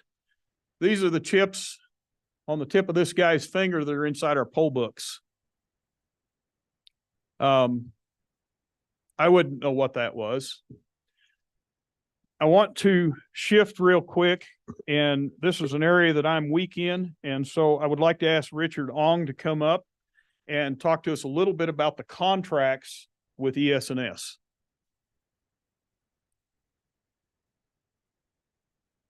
Morning, ladies and gentlemen. I'm Richard Ong from the Citizens Choose Liberty Now group in Evanston. I'm part of the election integrity subgroup, and I just have a few remarks on the voting machines and the software or the contract. I am a person with a great deal of history of interest in computers. I had an Apple computer before there even was an IBM personal computer. And I understand the allure of those, but I'd like to float the idea that as alluring as these computers are, the issue that is raised is just because you can do something, is it correct that you should do something? There's some robotic surgical machines in the hospital of Evanston where I can get a knee replacement if I want to, but the question is, do I need a knee replacement? Just because it's there doesn't mean I need to use it. The objection I have to the computers is that they are opaque. You've indicated, Mr. Chairman, that you all are very interested in this question of transparency, and it is no insult to you or to anybody else in this county, but nobody knows, including to myself, how that software works. it is up to the voluntary systems testing laboratory, I believe, in the process dictated in the Help America Vote Act, to use their experts to examine the software used in the voting machines, in all of them around the country, on a confidential basis. And these experts then will inform the Election Integrity Commission that they see no problem with the software, and the EIC then certifies that software, and it lands on the machines here in Wyoming and everywhere else. It wasn't true under the original contract with, I think it was ES&S, that the software is considered the source code, that which can be read and understood by human beings, was a trade secret. And so they did not have to disclose that. I believe the new contract requires a copy of the source code to be filed with the Secretary of State's office, but I doubt anybody there really knows how that works, other than hiring an expert to tell them that. So the software that is used, as well as all the hardware in the chain of custody from the time of manufacture to the time it ends up here in the courthouse or the precinct, the voting precinct, is another part that is extremely opaque. I mean, as much as I like computers, I'm not even close to understanding what the software would look like and how it would work and what would be true of the hardware. Secondly, there is, in my nefarious career, I used to work in the area of government contracting policy in Washington. This was in the Executive Office of the President, and his office called the Office of Federal Procurement Policy. And I had personal involvement with the issue of inherently governmental functions. And in short, the question is, what are suitable things for government contracts to cover? And this also applies to state contracting as well. And there are such things as commercial functions and functions that are inherently governmental functions. Commercial functions are motor maintenance facilities, cafeteria services, building services, and so forth. No big deal. Anybody can do it. Don't really need a security clearance or any particular. You don't have to be anybody special. But for inherently governmental functions, voting, elections are considered to be an area of sovereign concern, of exclusively for the sovereign to take care of. And I point out that we have an election contractor, ES&S, is involved in that process for us. They are providing the machines, they are providing the software, and they are intimately involved in the providing of what should be considered a governmental, a sovereign function. And it's concerning to me that the voter registration database, as I understand it, is now resident in the state of Washington for some reason, in the custody of this company. And I also believe that there are other types of election data that are in China. This is active data that is in China as well. So this question of what have we done with the sovereign function? If you look at a voting machine, that is something that is by definition is not transparent. And I believe that the only way that you can guarantee, if your interest is in transparency, the only thing that is truly transparent to the voter in this county and every other county is a system of paper ballots, because that you can see the paper. And if you say to the citizen that you can trust this voting machine, I don't believe that you can say that with assurance. So the way to guarantee transparency is to go back to a paper ballot system. Thank you for your time, Jim. Thanks, Richard. Okay, what you're looking at here is a WMD. Okay, it's a Wi-Fi monitoring device. What this does is if it gets in within 300 to 500 feet of an electronic signal, it can pick it up and identify what type of device the signal is coming from and whether it is sending a signal out or receiving a signal in. So every electronic device, every computer sitting in front of you, every cell phone in our pockets has an ESN number. It's an electronic signature. So when you make a phone call on your telephone, that ESN number is transmitted immediately, and it identifies you on whatever network you're on. And the call that you're going to, making a call to, would do the same thing. So that electronic wireless signal coming from your cell phone is identified over a network. Voting machines are the same way. And this machine can pick up, this monitoring device can pick up signals coming to and from electronic ballot machines and poll books. So the idea that they're not online is imaginary. This is what the computer program that it sends it to looks like, those white boxes on the side. And once again, we had this on a video, but the boxes on the side allow you to cut out specific ESN signatures, and then you can tailor it down to where you're picking up. Maybe you just want to pick up cell phones, or maybe you want to just pick up computers, or maybe you just want to pick up election machines or just poll books. This machine can identify those in any election, precinct, or balloting area. And they have tested it, and it has proven quite efficient. Everybody know you've heard of smart devices, right? I'll bet I'm the only one in this room that has a dumb phone. Right? All you guys have got smartphones. SMART's an acronym, and it stands for surveillance, monitoring, analysis, and reporting. The very phones that you carry in your pockets are designed to spy on you.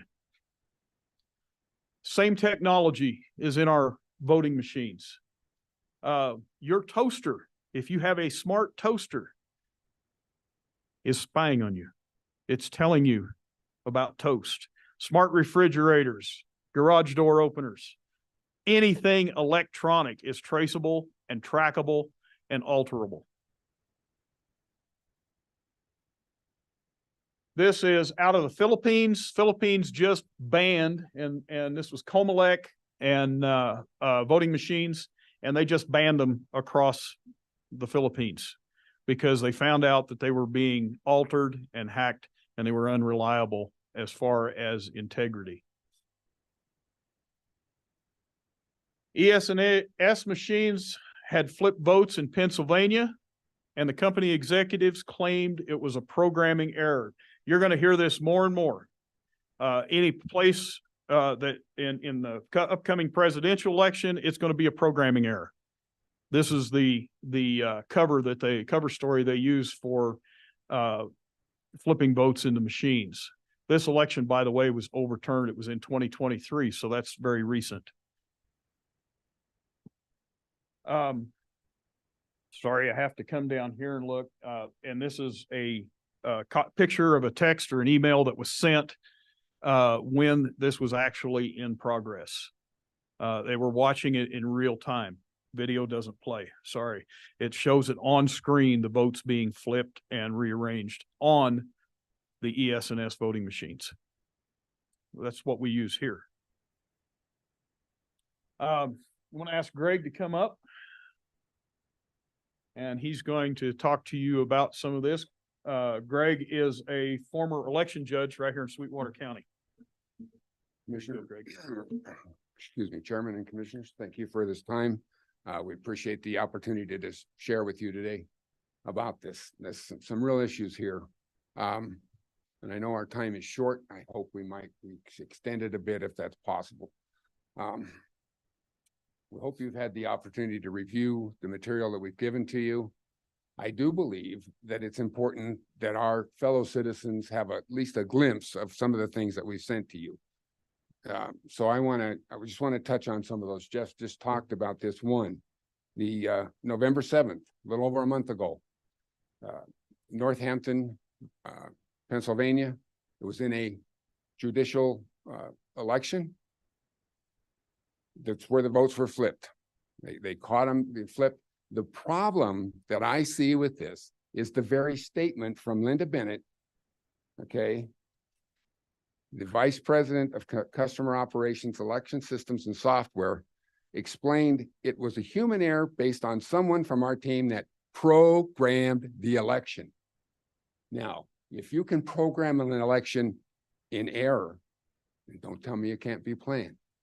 That's exactly what is possible with these machines. There's two issues here. One is the hackability, okay?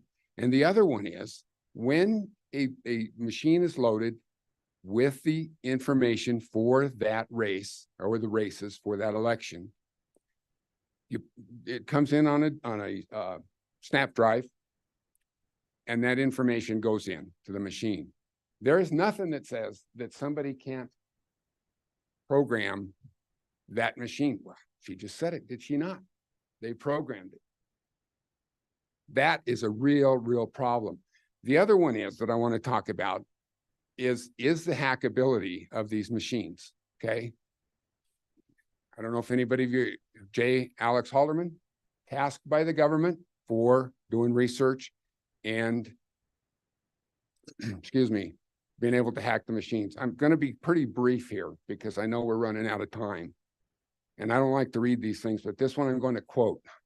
This is a Senate testimony in 2017. Senator Burr asked him, have you ever hacked into an election?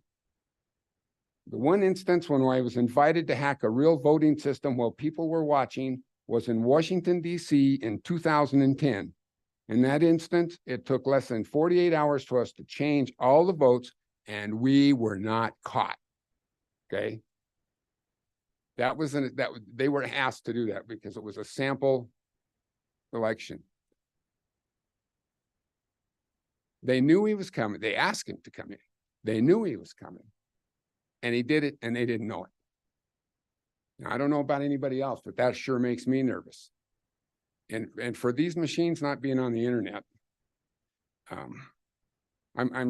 Jake Braun is another one. He testified in that same meeting, and both of them and many have said, you heard the air gap?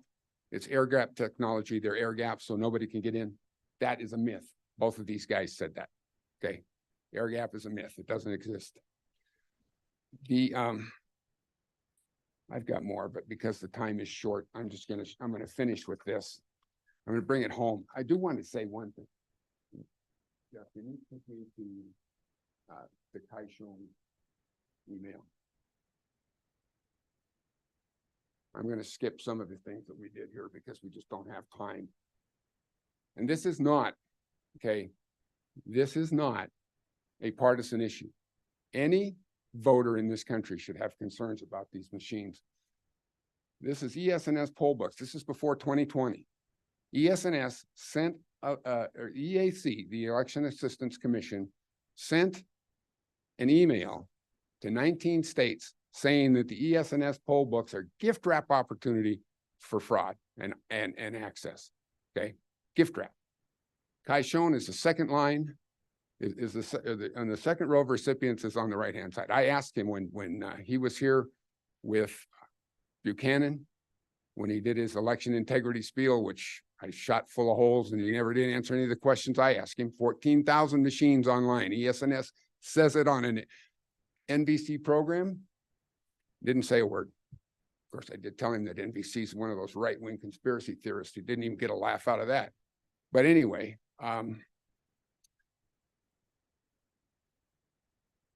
this just gets me. I really get upset when I think about some of this. But he acknowledged that he did receive this, and it did nothing with it. Okay, did nothing with it. So this is to bring this home a little closer. That's the Wyoming. I was an election judge. in the general election in 2022. I didn't find this until Sunday night as I was working really late to put some of this stuff together. This is the instructions, okay, for the electronic poll book use in our elections in Sweetwater County. The MiFi is located in Unit 1 of each location of the poll books. It is there so the poll books can communicate with each other. In other words, when I would update, somebody had come in and voted, it updated all the other machines. Can I approach and just show you something real quickly here? Since we didn't do this.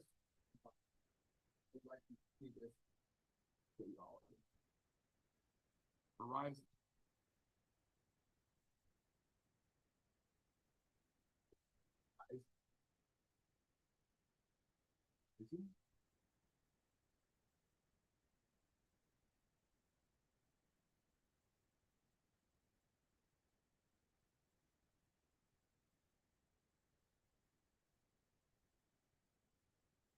Wonder if that's why EAC notified the states that ES&S poll books are very, very rife for hacking, because they're on there.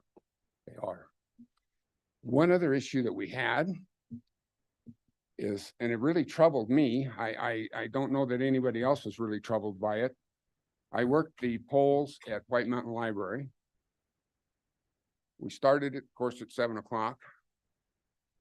During the first, well, immediately, using the electronic poll books, we would find 15–20% of the people was all that we could find. We were instructed to use the electronic poll book. If you can't find them, go to the paper. Well, it just got to the point where we had people backed up out into the parking lot. The heck with the poll books. We went to the electronic poll books. We went to the paper poll books just so we could get caught up. The ES&S had to come in and update the database for the electronic poll books mid-election. Not only at our place, but Donna and Jerry Gillen worked at the college. Same thing there. I was not really at all understanding why we would have to have the database updated mid-election on election day in the general election of 2022. I've studied this stuff for the last 3 years. I've looked and looked and looked, and anybody wants this information, you've got it in your packets. But these machines are not safe. None of them are. Haldeman in Prague 2019, every system that is used in the United States is hackable. And that's why Europe's going back to paper. So is Argentina and some other places. We need to, folks. We really need to. And you guys have, excuse me, you folks have the ability to do that. And I hope you will for our future generations. Thank you. Thanks, Craig.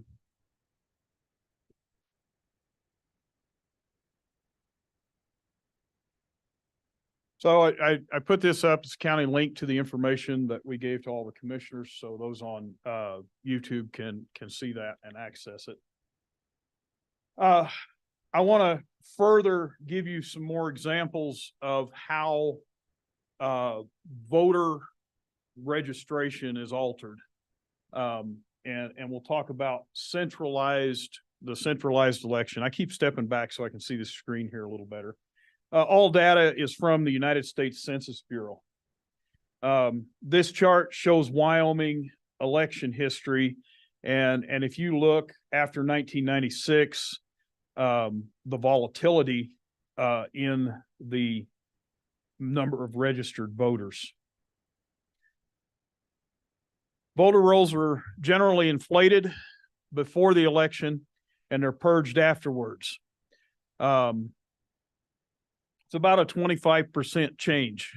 Now, I do want to say, because Wyoming purges the voter rolls after a general election for all those that didn't vote, when we get towards the end of these charts, you'll see the actual numbers for Sweetwater County. So it's not quite 25%. We have the same pattern in every county across the state. So we're going to look at some individual county data. And I won't cover all of the counties in view of the time. Here's Campbell County, Wyoming. You can see the volatility across the screen in the red. You can see the peaks, presidential elections, midterm elections, in voter registration and how it goes along for a while and then it's purged. Laramie County.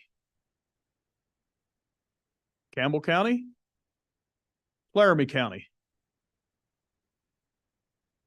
Lincoln County. Laramie County. Lincoln County. You can't go by the actual hard numbers. You have to use percentages, okay, because your population is different in the counties. Sublette County. Lincoln County. Sublette County. Bighorn County, or is this Albany? Albany County. I can't say that. Niobrara County.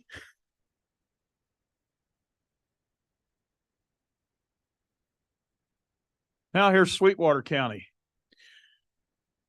I've been showing you the patterns, and people don't act in a pattern behavior. I drive my wife nuts because I don't always do the same thing twice in 5 minutes. I may change what I'm doing. I change directions.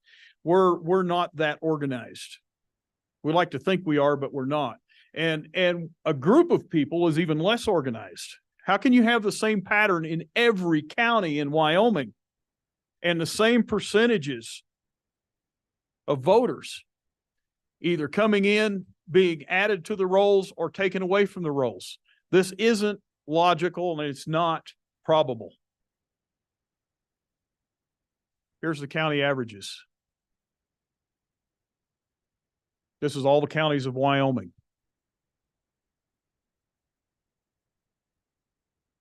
Now, down, let's see, 1, 2, 3, 4, the fifth one from the bottom. Can you guys see that on the screen up there? Sweetwater County. Sorry,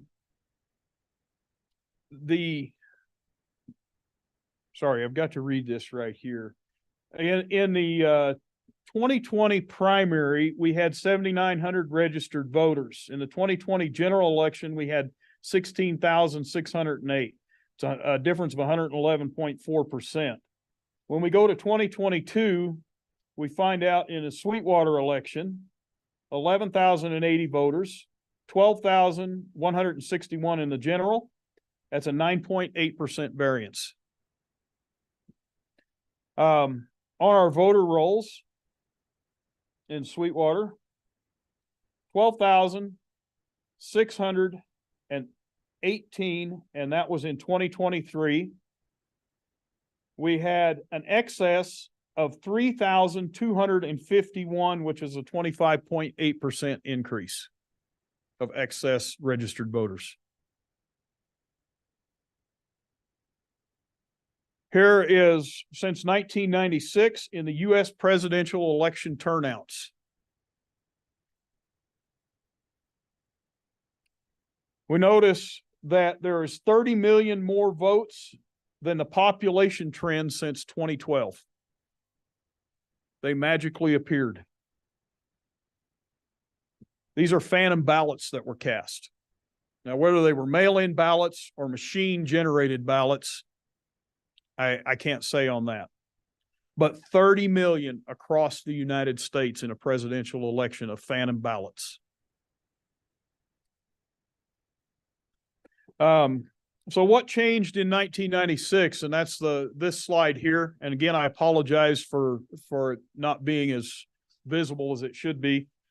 But in 1996, down here along the bottom, you'll see that the trend was fairly steady.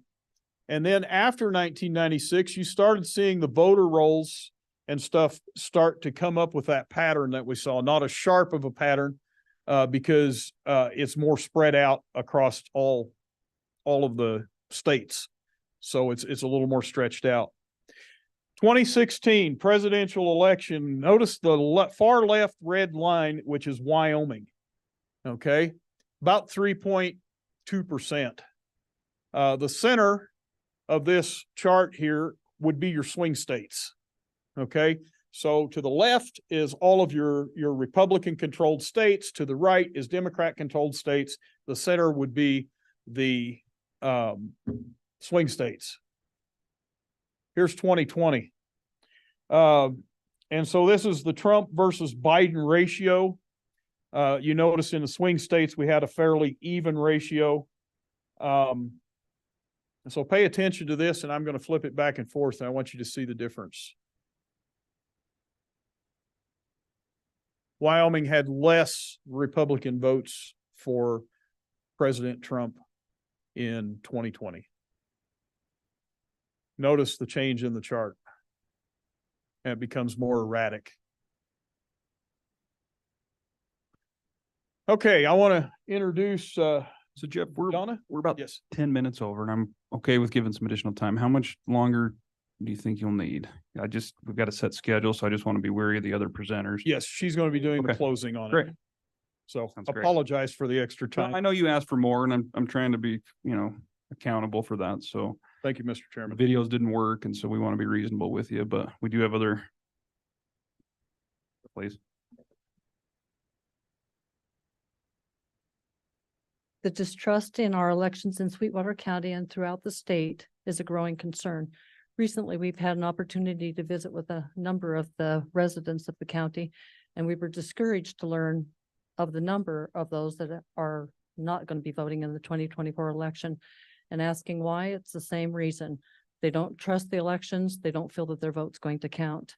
With the depth of information in the report received in advance for review that you had, and from the extensive data and details presented today by Jeff and Greg and Richard, we trust that you recognize and can acknowledge there is a problem in our county and the state elections with the use of machines, and that the problem cannot be ignored. Due to these vulnerabilities of the machines and the ability to be programmed, we are advocating on behalf of the constituents for no machines, for the return to paper poll books, paper ballots, and hand counting. It's important that you know that through our partnership with the national organization Cause of America, there are tremendous resources to aid us in returning to hand counting. For example, Linda Rance, a leader of Cause of America, has written a 300-page hand counting training manual utilizing the counting model she created in Missouri. It's titled E-Manual, and it's a free and available online to all of us. Linda and many other leaders of Cause of America are here to help and would welcome any questions you might have. In your package, you had an active link where you could see we've had some hand counting training in the state of Wyoming 2 months ago. The first part is an introduction. She will clarify everything about the development of this and the use of it. She was actually able to use it in an election in Missouri in April, and it was same day election results, very effective. Anyway, Linda and many other leaders of Cause of America are here to help and would welcome any questions you might have. Once again, as Patty stated, we're asking you to take the appropriate steps to restore voter confidence by rejecting the use of machine technology and returning our elections to the hands of the people. And then our closing. And take back our country, we will need to get rid of the machines and to perform our elections with our own 2 hands and our own 2 feet. Dr. Douglas Frank.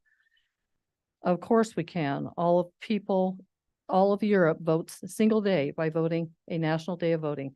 Paper poll books, paper ballots, hand counting, results recorded on election night, state of the art. Dr. Frank. Please take the lead in returning our elections to hand counting. We sincerely believe counties will soon follow.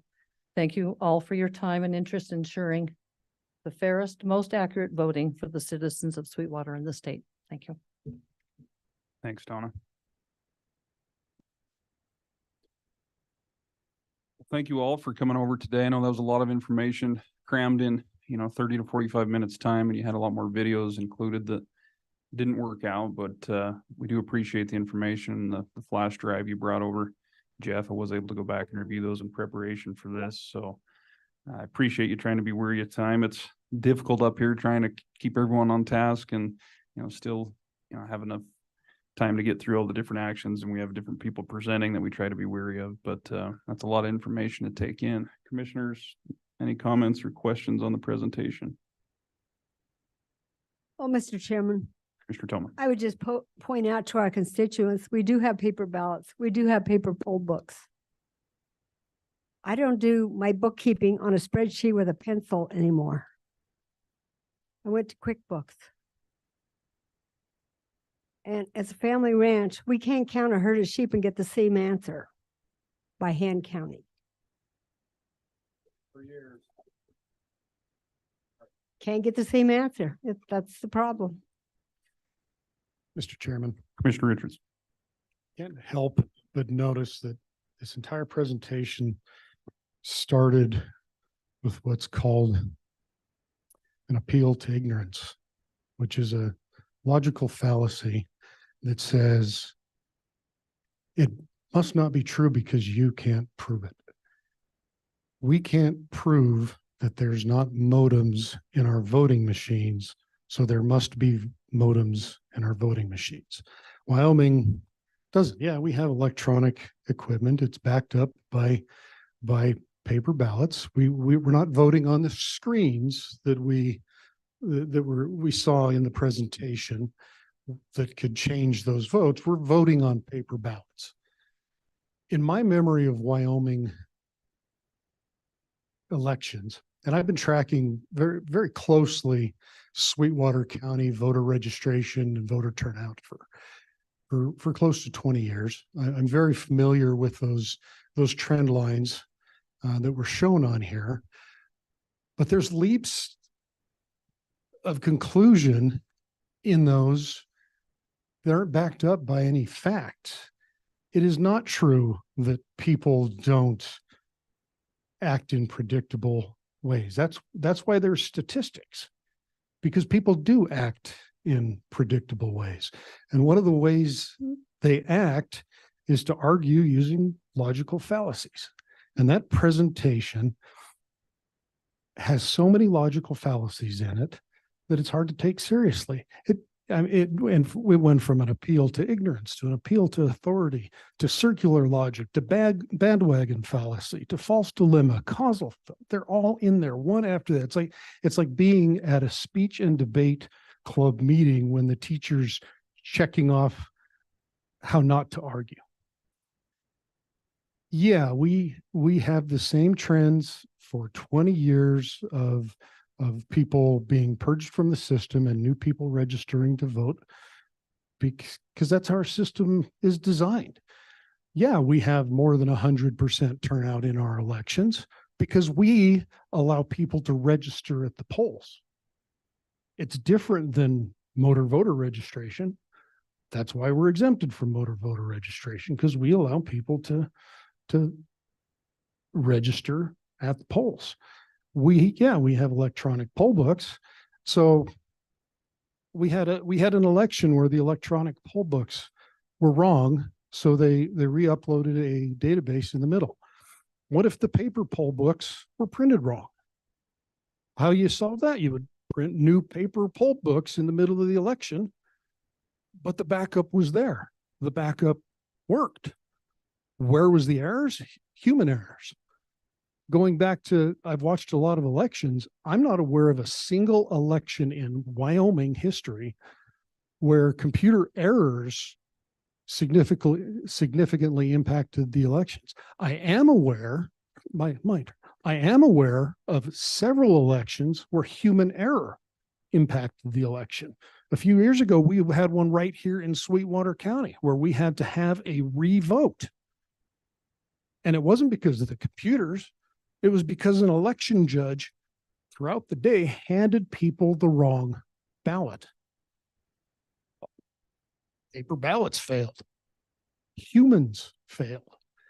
We're creating a false dichotomy here that the only options we have is a electronic election or a hand-counted paper ballot election. Either or. That's a false dichotomy. What we do have is an electronic counted system with backup paper ballots, backup paper poll books, and people watching the system the whole way. Is the answer to throw out computers? It's not lost on me. You put up a link to our Granicus documents.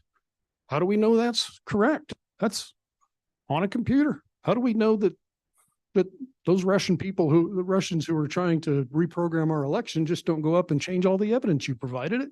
It's on the internet. Almost every bit of the information that you provided us to back up your claims was electronic. So do we throw out a system that's developed? What changed in 1996? I can tell you what changed. We got the internet. You're saying the internet is the problem because through the internet, we can reprogram elections. But in that false dichotomy, well, the internet's also the reason why people are more involved in the process than they've ever been before.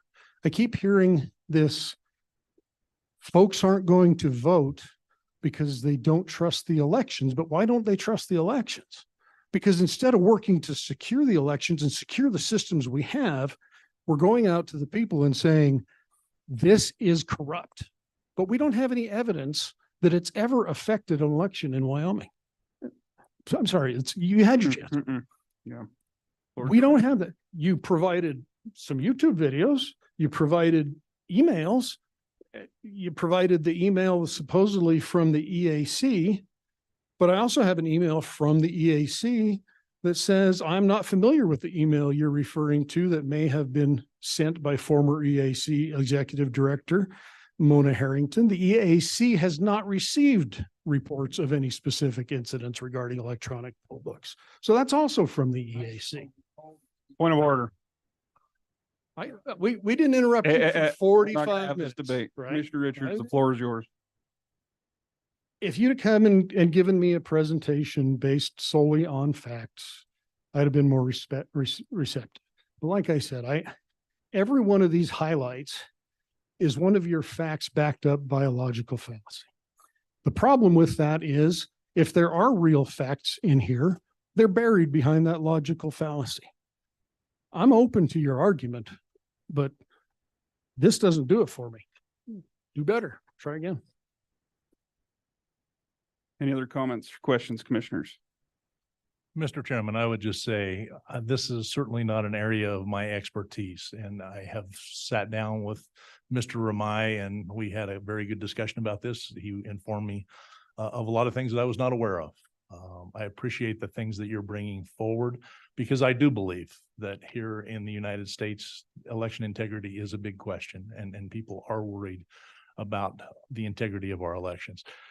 What I have tried to do since I was made aware we were going to have the opportunity to hear you today was to talk to the people who are involved in our elections, to talk to our county clerk, our IT departments, things of that nature, our maintenance people who actually take care of those voting machines, things of that nature. And what I have found has led me to believe that everything that we do is to the best of our ability to make the things here in Sweetwater County as safe as they can be for our elections. I believe we have to believe in our election officer. Our county clerk is our election officer. In my conversations with her, she believes that what we have in place is a very safe system here in Sweetwater County. So based on that information and what I've seen, that's where I would lean, is to the fact that, our experts here are saying we don't have as much of a problem as what you would like us to believe in this situation. But I do believe it's something that we certainly can look further into. And I appreciate the time you took to come before us and bring it to us. Once again, I think this is something, and we see it nationwide. It's a problem that will be ongoing here. And I appreciate the efforts of a group like yours to try and make things better. So thank you. Any other comments, commissioners? Yeah, I think, Island hit a lot of good points, but part of, the research you provided and some of the information was, I don't know. I mean, I think you could argue the same with a hand ballot. I mean, who's to say who's counting those ballots isn't changing those votes? And, where do you draw the line? Where is the end of that? I mean, everything we do is electronic nowadays, whether that's paying for something at the store or giving your personal health records at a hospital. And, who's to say those can't be hacked into? And so I think their security's in place. Are they perfect? Probably not. I think you could argue that in any business. But we've got information as we research this and in preparation from, the EAC and chief subject matter experts that aren't aware of any of it. So is it a perfect system? I wouldn't think so. I was confused on the proposal when it was coming before us because I felt like it's, a clerk role or a secretary of state's role. Obviously there's some form of, I guess, power the commission has on, requesting a paper ballot, but I still question whether or not that could be altered. I mean, you're putting all your faith in people and human error that Island spoke to, and what's to say that, behind those closed doors that those ballots aren't being altered. So we appreciate the information. It's always good to, have a different aspect and for bringing, some of that to our attention. As it sits, I'm kind of getting the vibe that people don't think that the system's broken up here. So, sir, we've gone over. I tried to be respectful of your guys' time, and I don't want to get into a public debate. Yeah, we appreciate your time. We have gone quite a bit over, and we're about 30 minutes behind. But I know that was a lot of information. So, if there's not any other comments on behalf of the commission, we will again say thank you for coming over and wish you all a Merry Christmas. Thank you, Mr. Chairman. Thanks, Jeff.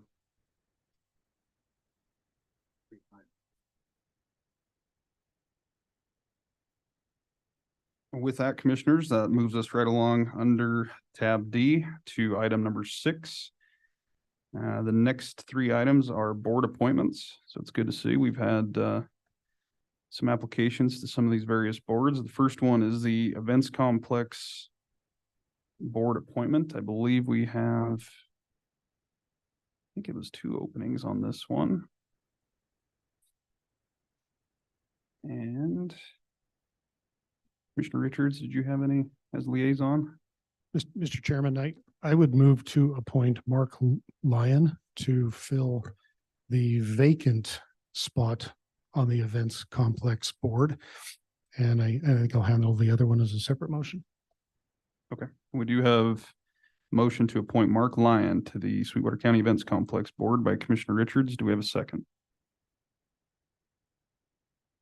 I would second that, Mr. Chairman. Second by Commissioner Toman. Any discussion on the appointment? Mr. Chairman. Commissioner Richards. Mark is a extremely hard worker. He serves local communities on several boards, and that was probably my biggest concern, is that he's spread too thin. But the fact is, Mark is also a workaholic and can handle it.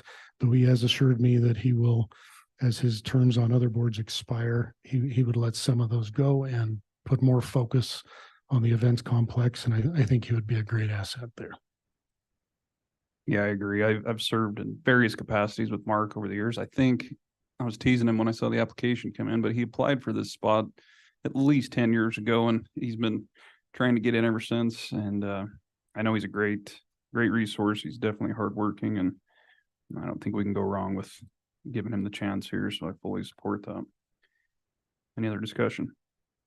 If not, we do have a motion and a second on the table. All those in favor signify by saying aye. Aye. Opposed, nay. Motion's unanimous. Mr. Chairman, Commissioner Richards. I would move to reappoint Robert Zotti to continue to fill his role as a member of that board. He is very active in that role and does a great job, brings a lot of experience to it, and balancing new and old on a board like that is always good for the community. So that would be my motion. We have a motion to reappoint Rob Zotti to the Sweetwater County Events Complex Board by Commissioner Richards. Do we have a second? Second. Second by Commissioner Jones. Any discussion on this appointment? Hearing none, all those in favor signify by saying aye. Aye. Aye. Aye. Opposed, nay. Did you get it? I got it. Vote early and vote often. Motion's unanimous. Glad you said that now. A few minutes ago. Congratulations to Mark and Rob on that. Next up is the SEDC board appointment. I believe we have a vacancy coming up in January on that one. And we do not have a reappointment, but it looks like we do have some on file here that have applied. Mr. Chairman, Commissioner Richards. I would move to appoint Casey Cuckert to that job. We, I do need to follow up. What is our timeline for that? Do we need to wait until January or? I think you're able, Mr. Chairman, Commissioner Richards, I think you're able to make the appointment today and just identify a motion to appoint whomever you choose. And that the term will begin in February and you can ratify that in January. So, Mr. Chairman, that would be my motion to appoint Casey Cuckert to that position with her term beginning in January to abide by the SEDC's bylaws. Point of clarification, February, yeah. Yes. February. February. We had a little confusion on that with, I think, when the board was created, just the timeline of filling some of those roles. And so the current position expires the end of January, I believe. So we'd be kind of appointing a little bit prematurely, but is everyone good with that? We do have a motion to appoint Casey, is it Cuckert to the SEDC board with the term beginning in February, which will bring forth further ratification. The motion's by Commissioner Richards. Do we have a second? I would like to second that. She'll be a great asset. Second by Commissioner Tillman. Any discussion? Hearing none, all those in favor signify by saying aye. Aye. Aye. Opposed, nay. Motion's unanimous. Congratulations to Casey. And next we have the Southwest Counseling Board appointment. We have had a vacancy on this one that Amy Galley vacated a few months back, and we have a few on file. We had a new one apply that I have some experience with and had a great conversation in regards to some of the different, I guess, ongoing issues, in this arena that we're trying to focus on. So my recommendation would be to appoint April Thompson to fill the role on the Southwest Counseling Board, and I would entertain a motion accordingly. Chairman, Commissioner Richards. make that motion. A motion to approve by Commissioner Richards. Do we have a second? Second. Second by Commissioner Slaughter. Any discussion? Hearing none, all those in favor signify by saying aye. Aye. Aye. Opposed, nay. Motion's unanimous. Congratulations to April, and thanks to everyone who's applied and willing to serve on these very important boards. Can't stress enough how important the work is that they all do to help us keep Sweetwater County moving forward. Next on the agenda, the final item under the regular agenda is an Eden Saloon catering permit, and we've got Clerk Lane back with us, and welcome back. Thank you, Chairman, Commissioners. As you said, Michael Smith and Angela Smith, owners of the Eden Saloon, would like to host the Eden Valley New Year's Eve party at the Eden Valley Community Center on the evening of 12/31/2023. So it is a one-day catering permit application. Thanks, Clerk Lane. Any questions on the permit, Commissioners? It's a great party. You should all come. The Wind River Band will be there. Can I do that commercial? I would make the motion to accept the